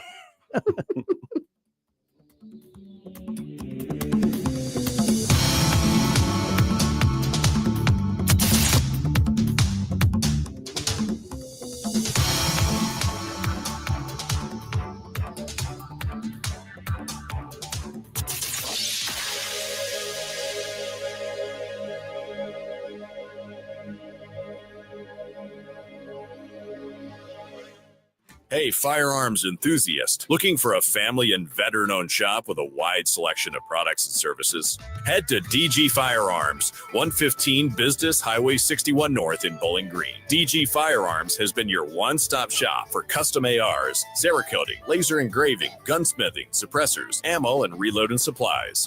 DG Firearms, 115 Business Highway 61 North in Bowling Green, and online at dgfirearmsllc.com. Yo, this is Vic. Vic for Vets is proudly honoring our veterans. Every Wednesday at 11:05, you'll hear about that day's honoree and their incredible service to our country. Hi, it's Ken. You want to nominate a veteran? Send their name, service information, and story to me, Ken, at NewsTalkSTL.com. Brought to you by Alamo Military Collectibles and Monocle's Pizza. Together, let's celebrate the heroes in our community. Vic for Vets, where honor meets gratitude. What's the best way to get rid of a timeshare that you don't want? Call the Timeshare Exit Hotline. We're a group of attorneys that help customers legally exit their timeshares. It's an easy process. We guarantee results or you pay nothing. Exit your timeshare today. Call now. 800-524-1641. 800-524-1641. That's 800-524-1641. KLGY HD3 Clayton, K270BW Bellefonte, KNBS Bowling Green. This is News Talk STL at 1019, 94.1, and always streaming at NewsTalkSTL.com. Breaking news this hour from Town Hall. Amit Thomason. There are a number of key races to be decided in tomorrow's off-year elections. Gubernatorial contests in Virginia and New Jersey, while New York City elects a mayor. In addition to choosing a governor, Virginians will also be electing a lieutenant governor, a state attorney general, and state lawmakers. Pro-family advocates urging voters not to sit this one out. The ideological divide is vast on parents' rights, mixing sexes in school locker rooms and sports, assisted suicide, and much more. The Family Foundation's Victoria Cobb says the past reveals the future. If leftists win in November, 2026 and 2027 will be even worse. They have a track record. We've seen what they will do when they obtain power. Were it not for the governor's veto pen, their insane ideas that they would have had enacted today would be horrifying. The current governor could not run for re-election. Anne Marie Morgan reporting. President Trump says that China has ruled out military action against Taiwan as long as he is in office. The president told CBS's 60 Minutes that Chinese President Xi Jinping has assured him that Beijing would take no action against Taiwan while Donald Trump's in the White House. U.S. officials have long been concerned about the possibility of China using military force against Taiwan, the self-ruled island democracy that is claimed by Beijing. White House correspondent Craig Clugston. Kimberly-Clark, the company behind brands including Huggies, Kleenex, and Cottonelle, is branching out, buying Tylenol maker Kenvue in a roughly $48.7 billion cash and stock deal, creating a massive consumer health goods company. Day 34 for the government shutdown, and there's no sign of a resolution. Watching Wall Street, Dow futures are down 29 points. NASDAQ futures 171 points higher. More on these stories at townhall.com. The national debt is soaring and the dollar is weakening. Rising deficits and market instability are creating a perfect storm of economic uncertainty. In unpredictable times, more people are turning to physical gold and silver, real tangible assets that have protected wealth for centuries, as a way to safeguard their savings and retirement. And now with the Fed preparing another rate cut, precious metals are poised for dramatic gains in the coming weeks. At Advantage Gold, we help you move your IRA or eligible 401k into physical precious metals, tax-free and penalty-free. When you call 800-741-GOLD, you'll receive a free gold guide packed with real-world strategies to help protect your investments. Call 800-741-GOLD or visit AdvantageGold.com. Call 800-741-4653. Consult with your financial and tax professionals before making investment decisions. Call 800-741. From the Michaels Flooring Outlet Weather Center.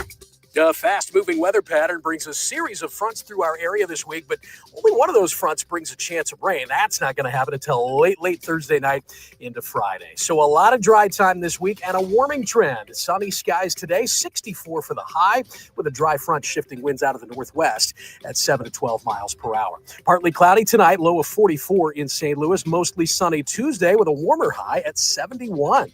From the First Alert 4 Weather Center, I'm meteorologist Matt Chambers. This hour of News Talk STL brought to you by Chris Cooper and Serenity Wealth Management. Discover little-known strategies that could be the difference between choosing the care you deserve or having someone else decide it for you. Get a free copy of Chris's book at serenityltc.com. Located in the heart of St. Charles, Kevin's Guns is your family-owned destination for all things firearms. Whether you're a collector, hunter, or military enthusiast, we have it or can get it for you. From new to used rifles and handguns in every style and caliber, our friendly and knowledgeable staff is here to help educate you and ensure you make the perfect choice for your needs. Buy, sell, or browse our incredible selection at kevinsguns.net or call 636-493-1195. Kevin's Guns, where gun enthusiasts come home. Why leave your company's story to chance? In today's digital world, video content isn't just an option. It's essential for your success. At Blue Ocean Media Group, we've spent decades crafting compelling visual stories for businesses just like yours. From concept to completion, our award-winning team transforms your vision into powerful video content that connects with your audience and drives results. Don't trust your brand to amateurs. Partner with Blue Ocean Media Group. Visit blueoceanmediagroup.com today, and let's bring your story to life. Mike Ferguson. Shut this sucker down. Susie Moore. I disagree on his assessment of the situation. Get up! Get up! Can't you hear the alarm? Get up, St. Louis. You're not supposed to lie, but you're definitely not supposed to lie when you're under oath. Mike Ferguson in the morning on News Talk STL. Get up! Get up! This is your cousin. All right. Election day. Election day, and I want you to make sure that if you have a tax increase in your area, that you are able to identify that and get out to the polls. It is 8:05 right now. This clock here still hasn't reset. It's still messing me up as well here. All right, your producer Jerome here is, and I'm Mike Ferguson. So we're going to check with Niles Stevens from Mo Tax Relief now here in just a second. So several cities, as I've said, also a couple school districts, particularly one that's raising a lot of eyebrows, just simply want to raise your taxes.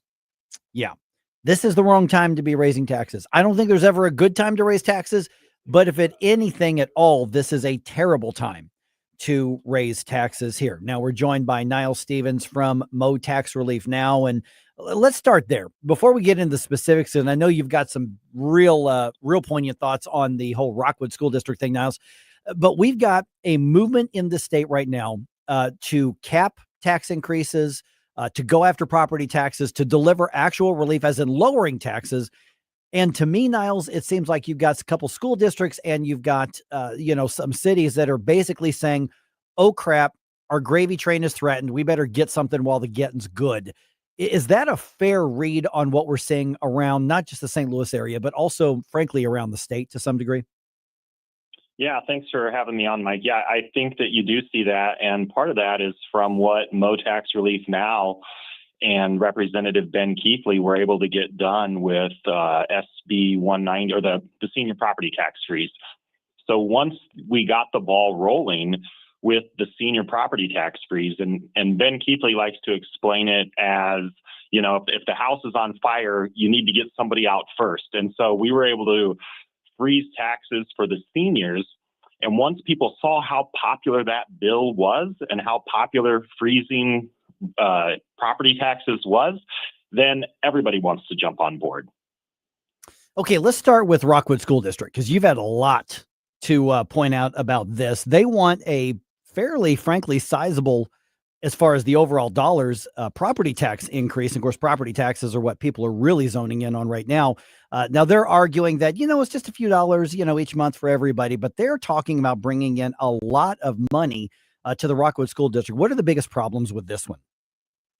Well, Every time that this situation comes up or there's a new campaign, you kind of learn something new.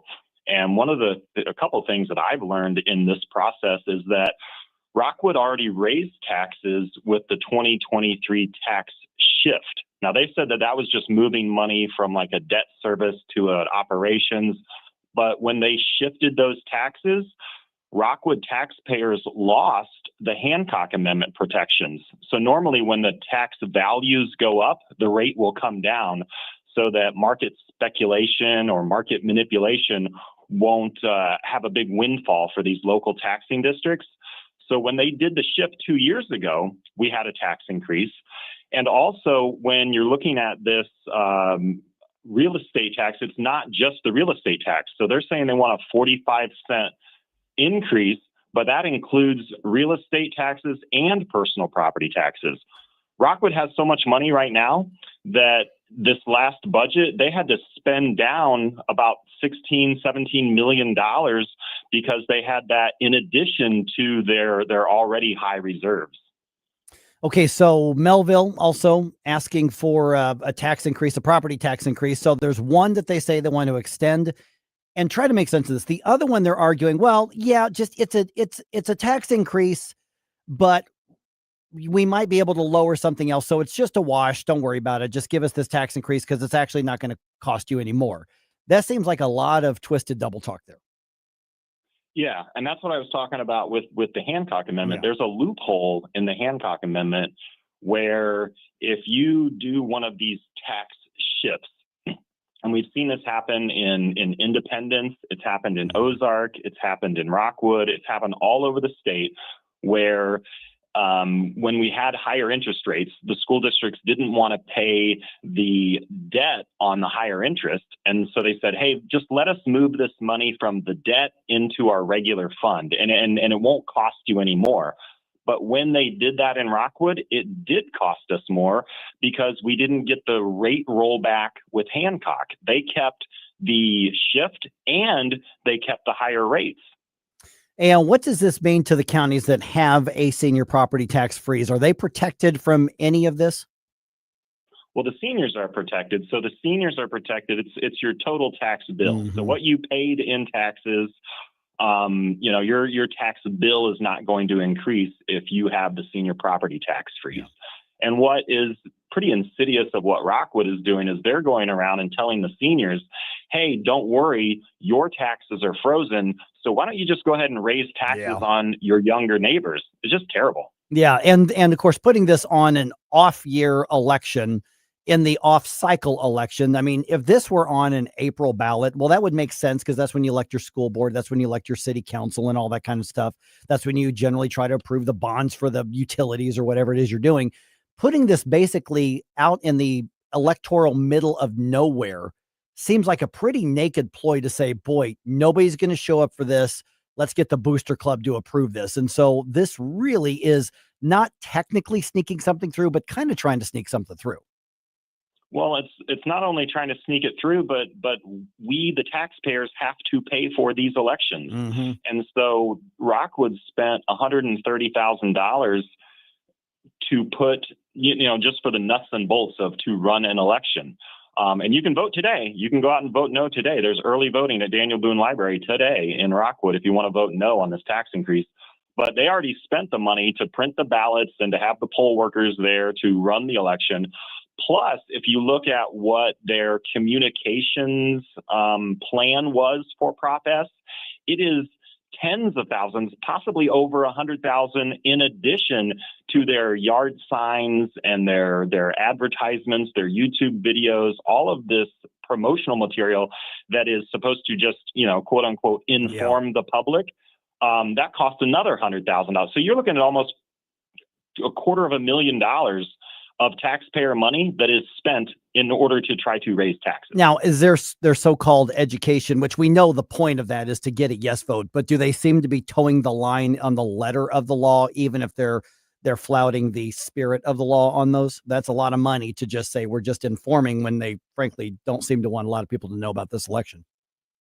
Right. And it just so happens that the technology director is also the director of the political action committee. So the person who works inside the school and helps get everything on the website, in the spare time runs the PAC for the school, for the tax increase. So no, I haven't seen anything where the district has done anything, quote unquote illegal or anything like that. But all of those, informational pieces are all geared towards getting a yes vote. And yeah, it's very muddy waters, but I haven't seen anything that would cause any ethics concerns. Or Yeah. like I mean, at least from a legal perspective, we know that they don't spend that money just to say, we hope you know about it. They do it in hopes of getting a yes vote on that. That's just how that works. Okay. So we're visiting with Niles Stevens from Mo Tax Relief Now. Let's talk about these so-called use taxes. So basically, you've got Festus, you've got Ladue, you've got Creve Coeur. They want us to tax ourselves more on online purchases. So basically, they're asking us to raise the sales taxes on something else in the city. What do you make of those? Well, if you're going to raise a use tax, then you should cut another tax is what we would say with Mo Tax Relief Now, because you could look at that doing like the income tax. If you're trying to get rid of the income tax, you might replace some of that revenue with a consumption tax or a use tax. So we're not against a use tax or against a consumption tax per se, but what we look at is what is the overall growth of the government. Since COVID especially, government budgets have ballooned and the private sector is just trying to keep up. So how exactly you formulate your taxes, there's 100 different ways to tax, but what we want to see is governments prioritize. And so like in the Rockwood School District, if you want to prioritize teacher pay, do that within your current budget that's already growing. And if you're in Festus or any of these other areas where you want to put in a use tax, get rid of the property tax or get rid of a personal property tax, change it around so the overall burden of taxes isn't always just on just raise, where the public sector just keeps growing. Okay, let me wrap up with where we kind of started. There's a momentum to address this and give us some tax relief. And you and Dennis, you guys are, Mo Tax Relief Now. You've really lit the fire on this in a large way. So what can we expect from your perspective, looking at the upcoming 2026 legislative session in Missouri? Is there a possibility for real tax relief, as in just capping it or even reducing some taxes around the state? Because my curiosity is, are these school districts, are these cities whole, are they looking at the landscape and going, oh crap, like I said at the very beginning of our discussion, we may need to get this while we can before the legislature takes some action and limit our ability to milk more out of people? What could realistically get done in the next legislative session? So when we look at tax reform for 2026, kind of a three-headed monster. So we are still looking at reducing or eliminating the income tax. That's a campaign priority from Governor Kehoe. He is still on that. And so eliminating the income tax would be huge for Missouri to make Missouri a growth state.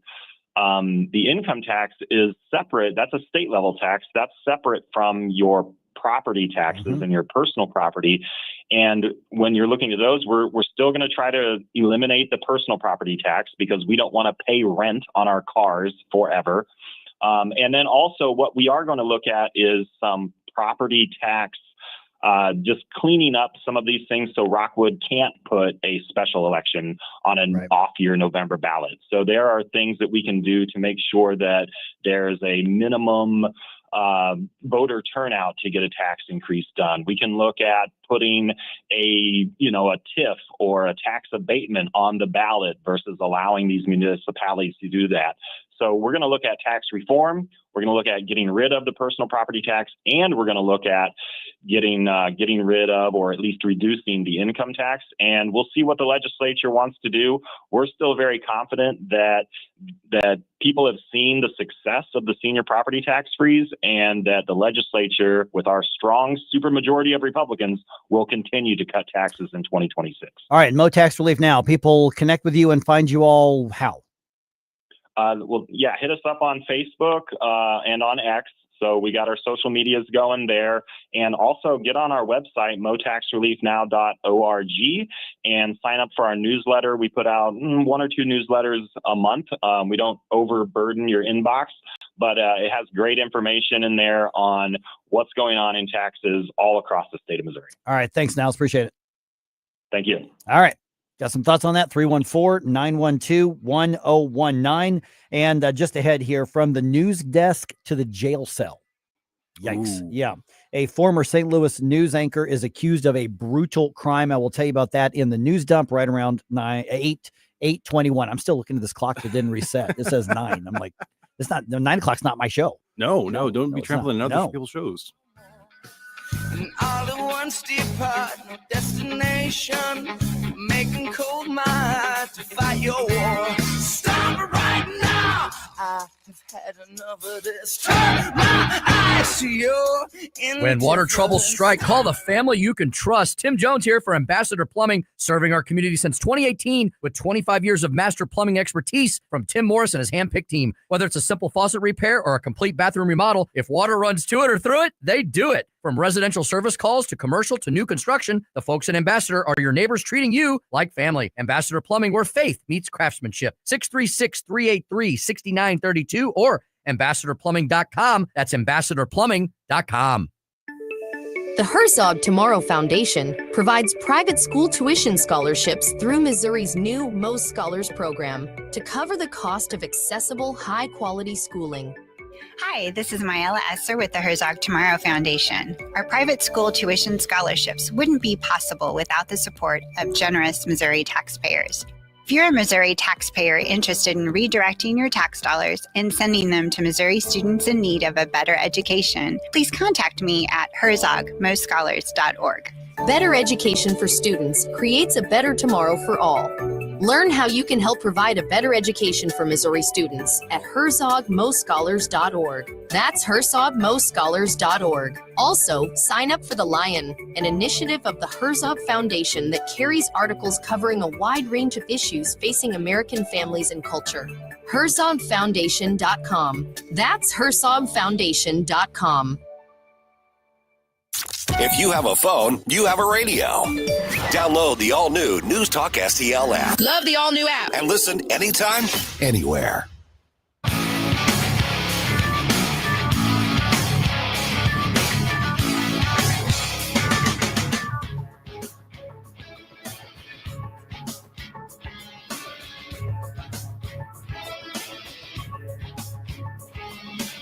Hey, Chris Arps from the Tim Jones and Chris Arps Show. Make sure that you're listening to our show this afternoon from 4 to 6. Now back to the Mike Ferguson in the Morning Show.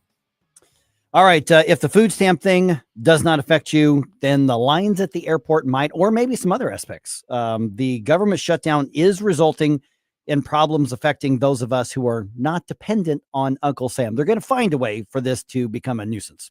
Yeah, when the government's got too many of its tentacles and different elements of things we need for our daily lives, I mean, it's just inevitable. If you're trying to do some online shopping, if you're a business owner that requires, international things to be imported, I mean, it's just going to keep rippling. Yep, it sure will. And a former St. Louis news anchor is in jail accused of a hideous crime. I mean, it's bad.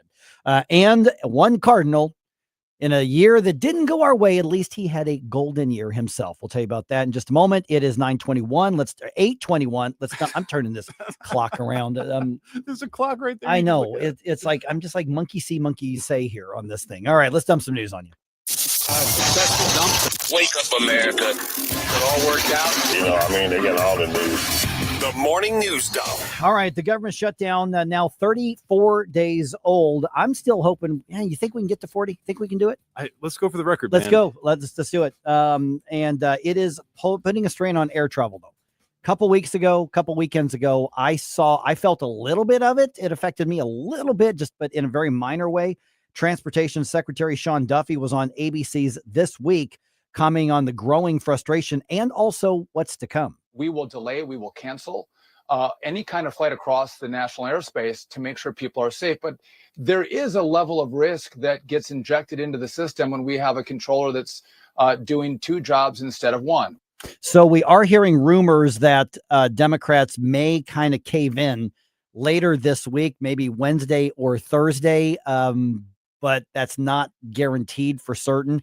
One we've got right now, though, President Trump saying Republicans not interested in compromising. With the shutdown entering its 6th week, the president said he won't be extorted by Democrats. Appearing on CBS's 60 Minutes, he said that Democrats who are demanding an extension in health care subsidies have lost their way and predicted that they will eventually capitulate to Republicans. The president said if Democrats don't vote to reopen the government, it's their problem.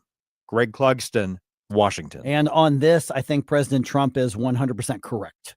Yeah, absolutely. I mean, you cannot sit there and then hold the entire nation hostage. And then the problems that you are causing by voting against reopening the government, sit there and say, look at all these problems that are happening because the government's, well, then vote to reopen the government and then move on. Right. Yeah. So I'm really glad that the Republicans have discovered a spine. Yep. And they are holding to it. Hopefully they stick to it. And like Bob Onder told us a little bit earlier, Congressman Bob Onder said they're not going to give an inch. I hope that's what happens on this. And again, Bob Onders is one of those that said, I have forelowed my payment. Yes. So he's being affected as well by this. And he's still saying we're going to stand strong. Yep.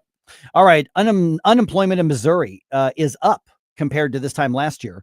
Almost 14,400 jobless claims were filed in October. That's about 2,500 more than during the same period last year. Okay. The government shutdown and the Boeing strike are major factors of that increase because there's about 3,200 Boeing workers, but that's both sides of the river. So you can assume that Boeing strike is probably the difference between unemployment claims going up this past October and the October before. Yeah, I mean, again, mathematically that makes sense. All right, President Trump saying on Sunday that the administration is considering deploying troops to or carrying out airstrikes in Nigeria due to violence against Christians from Islamic groups like Boko Haram. He tells journalists aboard Air Force One that the U.S. is not going to stand by. They're killing the Christians and killing them in very large numbers. We're not going to allow that to happen. Okay, so the Trump administration adding Nigeria to the country's a particular concern list of nations that violate religious freedom. That list also includes China and North Korea. Nigeria says the U.S. must respect their sovereignty. So basically they're saying none of your business is what they're saying. I can tell you I don't like the idea of deploying troops in an unstable region like Nigeria. We don't have a national interest that is threatened there. What's happening is absolutely hideous. It's not genocide because it's not ethnic, but it's basically a mini. I don't want to say the word Holocaust because that cheapens the actual Holocaust, but it's attacking Christians for their faith. And by the way, outside of Western society, Christians are persecuted more than anybody realizes. Mm-hmm. It's actually the most persecuted religion around the world. So what's happening is hideous, but if we're going to do something, we need to be very, very mindful of how we do it. Yeah, it is horrific. It is barbaric. It is disgusting. It is egregious. It should not be happening. But I voted for no new wars. And I also think we have enough going on domestically that, as sad and unfortunate as it is, I don't see us getting involved in that as leading to any potential ending of that anytime soon. Yeah, let's see what happens here. All right. A former St. Louis newscaster is in jail, accused of killing her mother. This is all in Kansas. Yeah. Former Fox 2 anchor Angie Mock is charged with first-degree murder for the stabbing death of 80-year-old Anita Avers. Mock is being held on a $1 million bond. She was a morning anchor for Fox 2 from 2011 to 2015, so she hasn't even been in St. Louis for about 10 years. But she was there, broadcasting stuff like the Ferguson riots, and that was the era she was the morning news anchor on this. But, I mean, what the police are saying out of Sedgwick County, Kansas, which is Wichita, basically, it's brutal. I mean, the murder was brutal. Now, if Angie Mock is the one who did it, which she hasn't been convicted of anything, it's one of those how in the heck did that happen kind of things. Yeah, and especially given that these kinds of crimes, I mean, they happen, but it's not as common as people would think. So I don't want to speculate. I want to let the courts do their process and all that, but it's so sad to see somebody that had a media career like that, then suddenly something happened, and now it's all down the drain. Yeah, exactly. All right. The assassin of Charlie Kirk, Tyler Robinson, will soon face trial. Cameras will not be allowed in the courtroom. Charlie Kirk's widow, Erica Kirk, in an exclusive interview with Fox's Jesse Waters, discussed whether she thinks there should be cameras in the courtroom. There's nothing to hide. I know there's not, because I've seen what the case is built on. Let everyone see what true evil is. This is something that could impact a generation and generations to come. Okay, so that full interview is going to air Wednesday during Jesse Waters' prime time, which starts at 7 p.m. our time here. I saw some clips, the preview, kind of the tease clips they put out. They recorded that interview, that discussion on the set of Charlie Kirk's video show, his podcast. So it's on the Charlie Kirk show set. That's the backdrop to this conversation. Wow. That had to be hard. Yeah, she's shown a lot of courage and a lot of strength through all this, but I can't imagine that there's not a part where it's just like, you feel that this was once a place where the person that you loved most was at, and now they're just not there. Yeah. All right. The Blues are back on home ice tonight. They're hoping to break a 7-game winless streak. I said 7-game winless streak. 7. If they don't get it back together, I'm wearing that Blackhawks jersey. And I'm just saying. Okay. Blues, you've heard him. Don't make this happen. All right. They host the Oilers in Enterprise. Puck drops at 7:30 tonight. The Cardinals shortstop, Golden. Woo! Yeah, Mason Wynn becomes the youngest Cardinal to win a Gold Glove award in team history at the age of 23.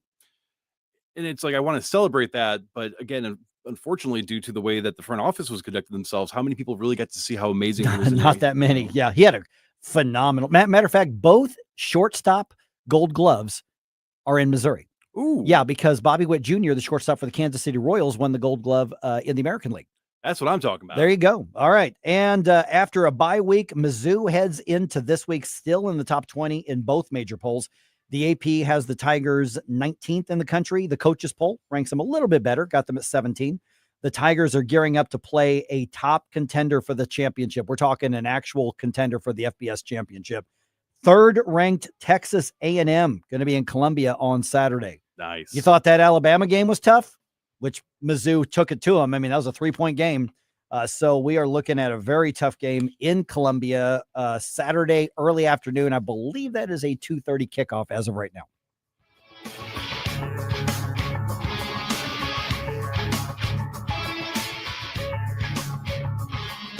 Mike Ferguson in the morning. Someone in that control room is out of control. On NewsTalkSTL. From the Michaels Flooring Outlet Weather Center.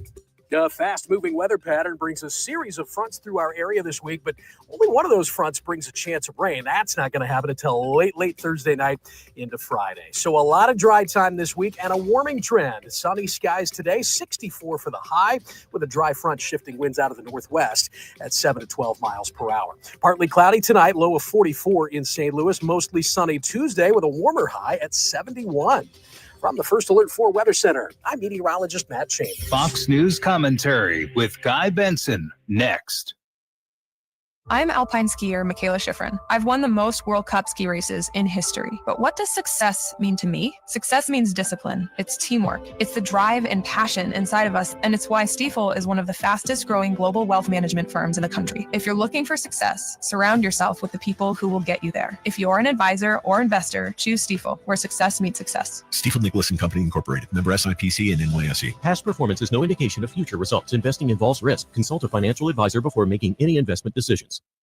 Here's Guy Benson. If Zohran Mamdani can get elected in New York City, that portends potentially dark political things elsewhere. And I know New York is dramatically to the left than most of the rest of the country. So I'm not sure that a Mamdani could get elected nationally, at least now. But in terms of shifting that Overton window of what is possible in American politics, I think this could be something of a watershed moment, conceivably. And you know that if he wins, that left-wing, progressive, hardcore, anti-Western civilization, pro-crime, communist, socialist left, they're going to feel empowered. Now, maybe they'll end up blowing up the Democratic Party as a result, or maybe not. Maybe the pendulum swings nationally and the new Democratic Party is hardcore left-wingers and voters kind of shrug and say, well, we want something different. Let's try this again. For more commentary like this, go to foxnewspodcast.com. Remember those magical moments in Mom's kitchen? The heavenly aroma of fresh baked cookies? At Charlie's Stop Bakery in Chesterfield's Forum Shopping Center, our co-op of talented bakers has been perfecting that homemade magic for 4 decades. From the gooeyest cookies in town to custom pies, cobbler's, and cakes, everything's made from scratch, just like Mom and Grandma's recipes. Need that perfect corporate gift? We ship our famous cookies nationwide.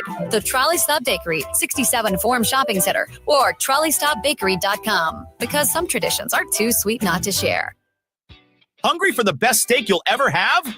Head to the heart of Moscow Mills and discover Harry J's, a local landmark and family-owned steakhouse, serving up excellence since '98. From mouth-watering appetizers to decadent desserts, Harry J's has something for everyone. Enjoy our extensive bar selection while soaking in our friendly family atmosphere. Whether dine-in or carry-out, your meal is prepared to perfection. Make the drive to 300 Main Street and treat yourself to a taste of Moscow Mills' finest. Harry J's, more than a steakhouse. We're a tradition. Concerned about the condition of your windows driving up your energy bills? I was too. It's only called STL Windows and Doors. Their Provia windows combine old world craftsmanship the professional way, the Provia way, with over 65 years of combined experience, locally owned, offering competitive pricing and personalized service that the big box companies can't match. Call today for your free in-home estimate and start saving tomorrow. 314-277-5952 or stlwindowsanddoors.com. Free speech is alive and well in America. Thanks for taking my call. Right here. You know what's going on? Have a great awakening. You see through the smoke screen. It's cool to be woke. News Talk STL. Until it's not. News, analysis, opinion.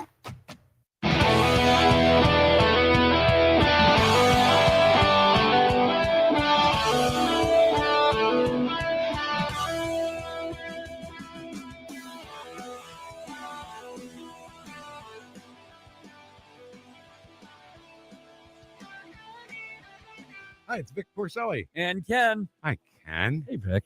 Ken and I are on every Monday through Friday here on News Talk STL. Right now, you're listening to Mike Ferguson in the morning on 101.9 and 94.1 News Talk STL. Whoosh, my morning, people. Producer Jerome.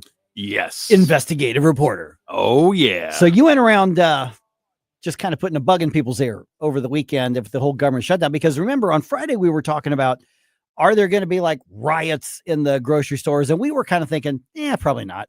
You know, now this drags on month after month after month. People are going to get very primal, but I didn't think it was going to be. And I really didn't see any issues around the country. I mean, a little one-off here and there, but I don't know which videos are real and which aren't anymore. Yeah. So generally speaking, there wasn't a big uprising, you know, for the EBT community. There just wasn't one. But you went around basically asking the grocery stores and some other stores, hey, what are you expecting? So you told me some of the responses you got. I got to tell you, I was a little surprised. Yeah. So initially, because, the vote's coming up tomorrow, I figured I'd go around the area because I live close enough to Creve Coeur and some of these areas. So just kind of say, hey, if you don't know about this, you live in the area, might be worth checking out, give you some time to, figure out how to get there. And then I also was asking grocery stores, convenience stores, just anywhere that said we accept EBT, we accept SNAP. And it wasn't an extremely thorough investigation, but 2 locations that I was at, I noted in my notes here that they had at least one employee who was actually worried based on what they were seeing people saying on TikTok and social media, which is why I try to limit how much I really give credits to that, because there are people that just want to spook you. Are you saying there are things on TikTok that aren't true? I'm probably saying like almost everything on TikTok's not true. Okay. Well, fine. You talked me out of getting on TikTok. I won't do it now. Now, 2 locations I was at, and I don't want to name any names, but 2 locations, nobody I could talk to was really all that worried. They're like, nah, we've got pretty good security. We have, we had a briefing or whatever. Like, we're just not that worried. It's just social media. It'll all work out. Yeah. One location did have somebody that seemed a little too eager for somebody to show up and try something. So at least I know that. F-A-F-O, baby. Yeah. I don't know if Gabe was there or not, but I'm sure they would get along.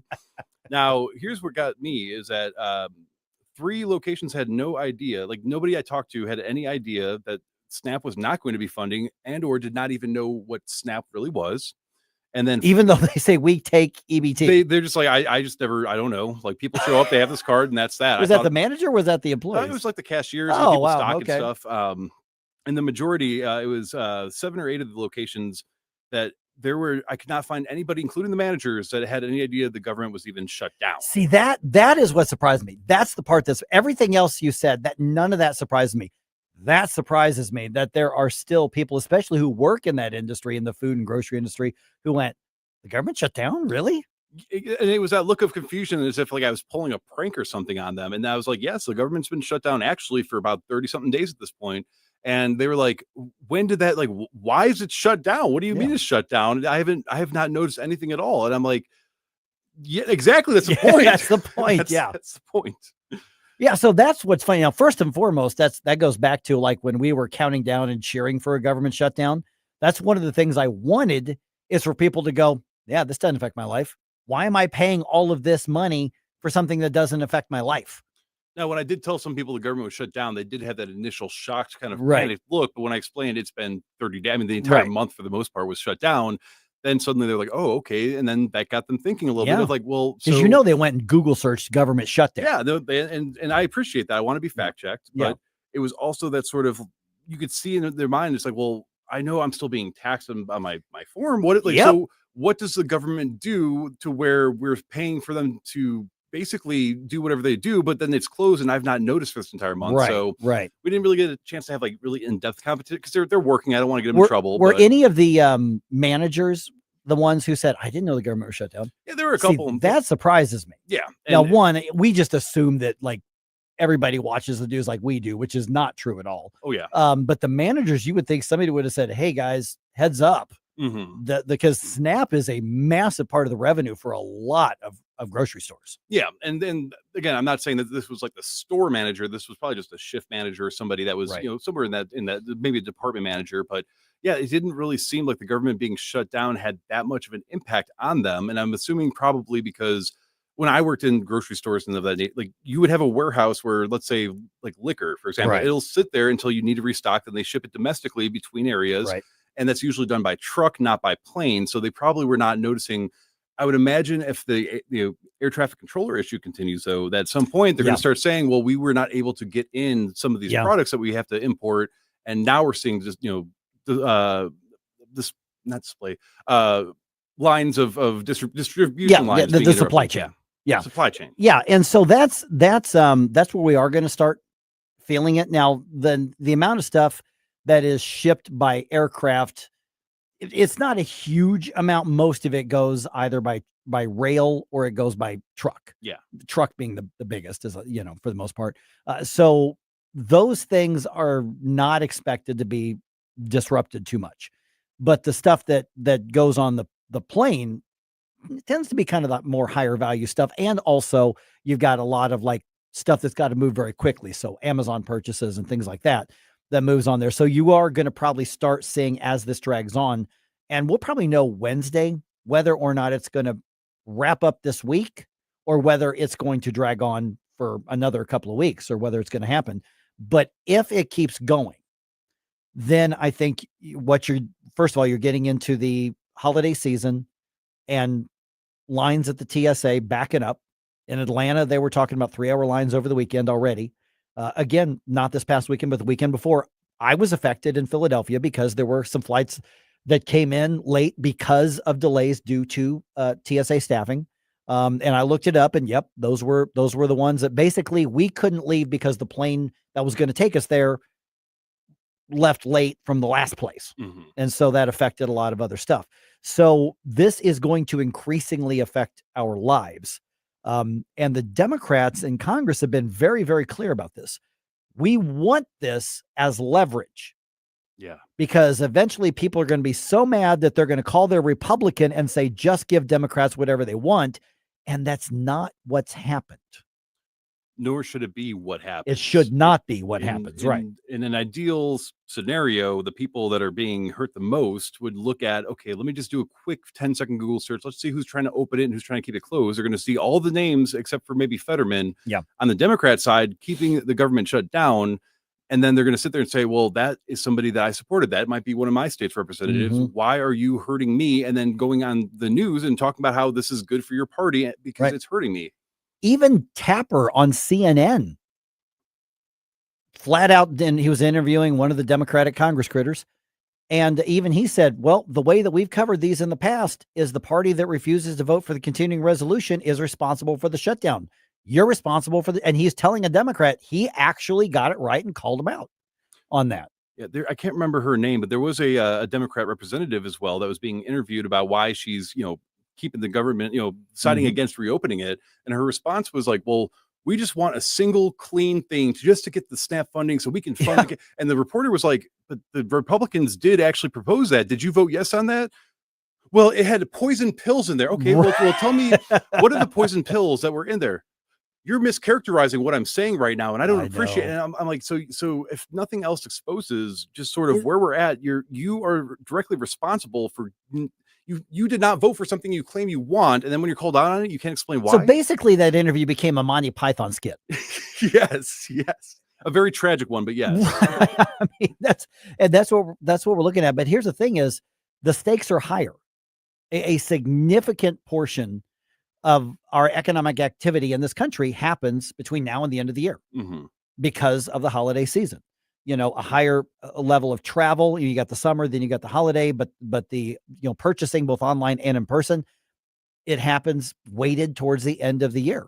And so this has much larger impact. And I think the Democrats, to be fair to the Democrats, you look at the last few decades, the Democrats can probably sit back and go, Republicans will cave. They always do. Because Republicans generally do in Congress. And now the Democrats are looking around going, oh crap, they're not budging on this. I think they're serious, guys. What do we do? Yeah. And the Republicans have done very good at messaging to say, this is the Biden era level of spending that we've been doing for the last couple of years. We're just saying, keep it going. You guys are the ones saying no. Yeah. You approved this. You supported this. We were throwing you a bone saying the majority of the country voted to reduce spending. We're going to continue what you already supported. And that's not good enough for them. And all of this is specifically, from what I can tell, is to try to hurt President Trump and his, and make him look bad. And it's a shame that there are people that have political authority that is how they think, is how much can I inflict pain and suffering on my own people and try to divert that to somebody else to make me look better because they're not paying attention. Now, here's what's going to be interesting with the big state and local races around the country that are getting so much national attention. It is possible that these are going to go the Democrats' way. Now, we know New York City is probably a foregone conclusion. It's probably it's over. They're literally electing a communist to be their mayor. Good luck. Yeah. But look at Virginia, look at New Jersey, California, it looks like they may approve this Prop 50. Now, if California approves this redistricting and this gerrymandering there, it looks like that's guaranteeing Democrats another 5 seats in the U.S. House. Wow. And so Missouri can give, and Missouri's likely not going to be able to give one this year, because if they get the signatures on that ballot initiative, that's going to freeze it.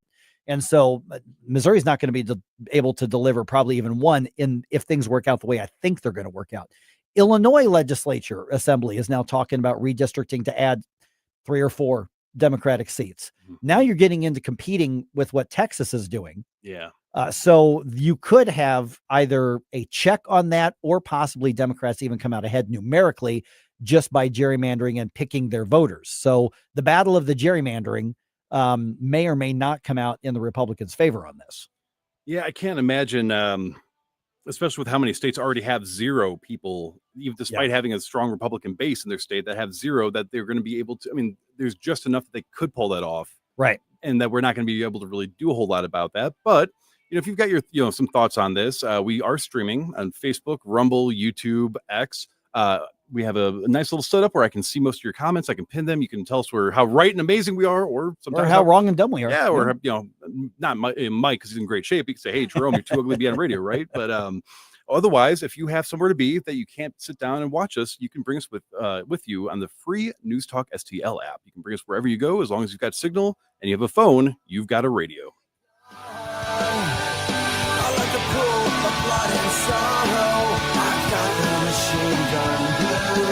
Hey, Tony Colombo here with Tim Jones for our friends Rodney and Jen Wallner, the Wallner home selling team at Berkshire Hathaway, the #1 home selling team in the St. Louis area. And I can say that from firsthand experience. My wife and I were blown away from the results that we saw from working with Rodney and Jen, from selling our old home faster and for more money than we thought possible to finding our family's perfect new home. They over-delivered every step of the way. And right now, it's still very much a seller's market. So, Tim, for folks that have been thinking about selling their home, it's a perfect time to call the Wallners. That's right, Tony. And don't forget, they're licensed in both Missouri and Illinois, so no matter where you are in the metro area, you can put St. Louis's #1 home selling team to work for you. The Wallners' experience and work ethic, second to none.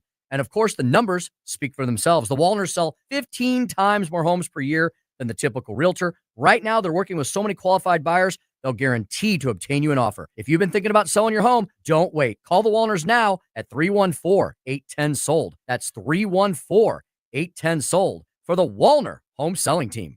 Hey, Columbo here for Rockwood Charcoal. Rockwood is made from 100% pure Missouri oak and hickory, so you're cooking with the best and supporting local industry and a local business all at once. There's over 100 area Rockwood retailers. Find yours at rockwoodcharcoal.com.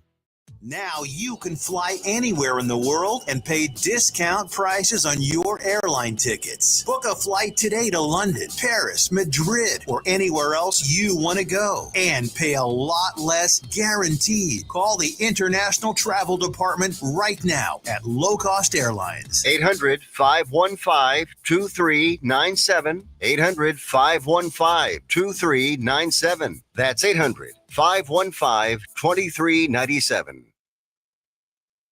Columbo and Company. We're over a month into the government shutdown, and New York is about to elect a new mayor. It's going to be a busy week, and we'll get you the latest Monday with Paul Kurtman and AI expert Mike McCleary. Live and local weekdays at 2 on NewsTalkSTL. The perfect body, the perfect face. It's like God's best work, all in one place. From the haters, ain't perfection. Can't you say it's a burden being wonderful like me? Hi, it's Randy Tobler here. Pour a big cup of coffee and catch my show every Saturday morning from 6 to 9. Right now, it's back to Mike Ferguson in the morning here on News Talk STL. I got to go check on our sales guy, Ethan, after this. I want to make sure he's okay. Yeah, you might have to go talk him off the ledge. Oh, he's a big Blue Jays fan. Oh, no. Yeah, it did not go their way this past weekend at all. Well, I heard they put a pretty good fight. It was an extra inning game. It was, I mean, this was a great dramatic World Series. And I think we're 99 days away from spring training. Countdown's on. I already missed baseball. Actually, because my buddies, one of my teams that I play in, they're down in Florida right now playing in the World Series. Oh, nice. Yeah. So some of my friends played last week in the 45 and over division, which I've typically, that's what I usually play in when I go down there. But I now qualify for the 53 and over division, but couldn't make it this year. So my team's down there, and they won their first game yesterday. Ooh. And they won big. Well, hey, keep that up, boys. We're rooting for you. Yeah, go St. Louis. Down in the Roy Hobbs World Series down in Florida, teams from all over, frankly, over the world. Yeah, it was kind of funny because all the years I played down there, there obviously there's some teams from Latin America that go down there. A couple Canadian. I played against some teams from Canada. There was up until the war started, there was a team from Ukraine that showed up every year. So it was just a lot of fun out there, mostly from the U.S., but all over the U.S. So it's a great time. So next year I'm back there. I'm going back to the tournament. Well, and I know you said that your entire media career is to fund your baseball That's career, right, but I do appreciate you sticking out with us to keep the news going and help people stay informed. I had some other logistical things that just didn't make it possible. Otherwise, I'd be down there right now playing with them. But that's where that is. But hey, I'll try to keep up with what they're doing. So we'll get the updates from Fort Myers on that. That's what I usually do. Is I'll send a video update and I'll send it in and we've had some fun with that. On the air, even when I'm down there in Fort Myers. Wow. So yeah, it's a good time on there. Okay. So you mentioned the food drives. Yes. So there are several food drives that are happening right now. So here's the thing. Let's take what many would consider the best case scenario. And that is the government reopens. They vote to reopen on Wednesday. Mm-hmm. That's probably not going to happen. So even if the Senate, if there are like suddenly 5 Democrats who flip, and as Bob Onder was telling us, they'll probably have to change the date and say, okay, through January, whatever. Yeah. Well, then it's because the date's changed, then it has to go right back to the House and go back for a vote there. So you're probably looking at the end of the week before anything can be done. You're also probably looking at Wednesday or Thursday at the earliest before any EBT recharging of those cards will happen based on that court order that happened, court orders that happened. And even then, they're not sure they're going to be able to fully fund everybody to what they normally would get, because there's only so many funds that have been allocated. And that's what the whole government shutdown's over. They've got the money. That's not it. It's the permission to spend it. So the judges have basically ruled, as Susie was telling us, to say this contingency fund you have to go spend that, even though they don't have legal permission to do it. The judge has ordered them. The Trump administration says, fine, we'll do it, but we'll get it done as fast as we can. So Scott Bessent says maybe Wednesday, possibly Thursday, but don't count on it being the full amount. Yeah. So that means those food drives are going to be relied on a lot more than normal. Mm. And that's something that I've been thinking about. So when it comes to, for example, blood drives, right? Right. Whenever there's a big disaster, something happens, a lot of people that, they go out there, they want to donate their blood, they want to help out how they can, but they also don't realize that throughout the entire year, there's a consistent need from a lot of donors, and only going when there's a natural disaster, that's not going to be enough to fill that. It's sort of the same philosophy with these food drives, is that, on the one hand, there are probably a lot of people that could feed themselves that aren't, but on the other hand, a lot of people are freaking out because we've not really done a whole lot to try to maintain a steady rotation and of food for our pantries and for stuff of that nature. So now that the government is at a point where it controls however many millions of people are going to eat, people are scrambling together to get stuff done. And I wanted to, say, thank you to everybody that is taking it upon themselves, because that's the way it should be. That's exactly the point. This would not be such a panic moment if people consistently held that value and that internal, I want to do my part and help my community, and not wait until it becomes a catastrophe to then say, well, maybe I should step up and do something. The ultimate toxic charity is the federal government. Yes. Oh, I love that. Yeah. The ultimate toxic charity is federal government. And there are a lot of, I'm referring to Lupton's book, Toxic Charity, but the ultimate one is the federal government, because the incentives are all wrong. The incentives are to create dependency. So when you see these food drives around St. Louis, that is the volunteerism, for lack of a better word, the community approach that we should have been doing in the first place. One, because if you do it without the federal government, if you react and go, oh my gosh, the federal government's not doing this, now we have to go take care of our neighbor. Well, no, we should be the ones offering it, because we're the ones most likely to not only help them get to something self-sufficient, but also hold people accountable. And we had Secretary Brooke Rollins on Fox this weekend saying, we found millions and millions and millions, maybe $1 billion or more in fraud and waste, just waste, in addition to fraud that we're fighting. So the federal government's really, really bad at this, but they've got huge numbers that convince us that there's nothing we can do. We have to depend on the Leviathan in Washington, D.C. And the reality is nothing's further from the truth. Yeah, and that goes into a report that I saw from fiscal year 2024. So this is even before President Trump got back in office, saying it was between $10 and $12 billion in waste, fraud, and abuse. And then I've lost the comment, but Ellen from the Facebook stream pointed out that a lot of the spending issue right now is also because of how much during the COVID shutdowns, how many people were declared non-essential and needed that. And nothing was really ever fully done to try to correct that back to the pre-COVID spending. So there are a lot of people that got comfortable on that are now saying, well, I don't want to go back to work. I don't want to go and have this cut down because now the economy's back open. True story. The restaurant my daughter worked at during those shutdowns, because that restaurant doesn't exist anymore. It closed, but they went from being kind of a pizza and barbecue sports bar kind of place. They became basically a takeout place. So their money was going to be on DoorDash and Grubhub because, Sam Page's goons were targeting all these businesses like, how dare you have customers in here? That kind of stuff. Yeah. You don't have them far enough apart. They were looking for reasons to shut down business because Sam Page is an a-hole. But what was interesting on the workers, because they had to lay off almost all their servers, they got all that COVID money. And so when things were starting to come back around, my daughter told me, and she was like assistant manager or whatever she was there. She actually told me, she said, we would call them and say, hey, we got enough work. We need you back. And their coworkers, the majority of them said, don't call me back. Please don't tell them you can call me back. I can sit at home on my butt and get the same amount of money. Yep. And so people didn't want to go back to work. Now, my daughter said, I'll take the work because it also meant the tip money. She made bank. Oh yeah. Just at a restaurant. She made bank at that point. I mean, she was out earning me. Wow. Yeah. On that. And that goes into the whole philosophy of, if you are in certain industries and you put the actual effort and merit into it, and you actually develop and learn how the industry sort of works, you can make a lot of money just by doing the things that people are not getting elsewhere. Right. And because she was willing to get in there and actually do the work, she's the one that made the money. But it's funny because she was happy to make the money, but she got a real lesson in human nature. And once she saw that people were just getting paid to stay home, it I think shaped a lot of how she sees things now. Because I don't think she's as conservative as I am. She's pretty, conservative. She's not particularly political, but that really ticked her off. And she's like, "That's not right." I'm like, "Welcome to, by the way, welcome to free markets." Yes. Because the bottom line is you sat on your butt, or you want to sit on your butt now. Well, if you're able to work, the jobs are out there, but they don't pay what I want them to. Well, no job ever does. Yeah. Go work anyway. That's your responsibility to take care of yourself. And if you can't, or you have bad luck, then community can come together to do it, but stop relying on government.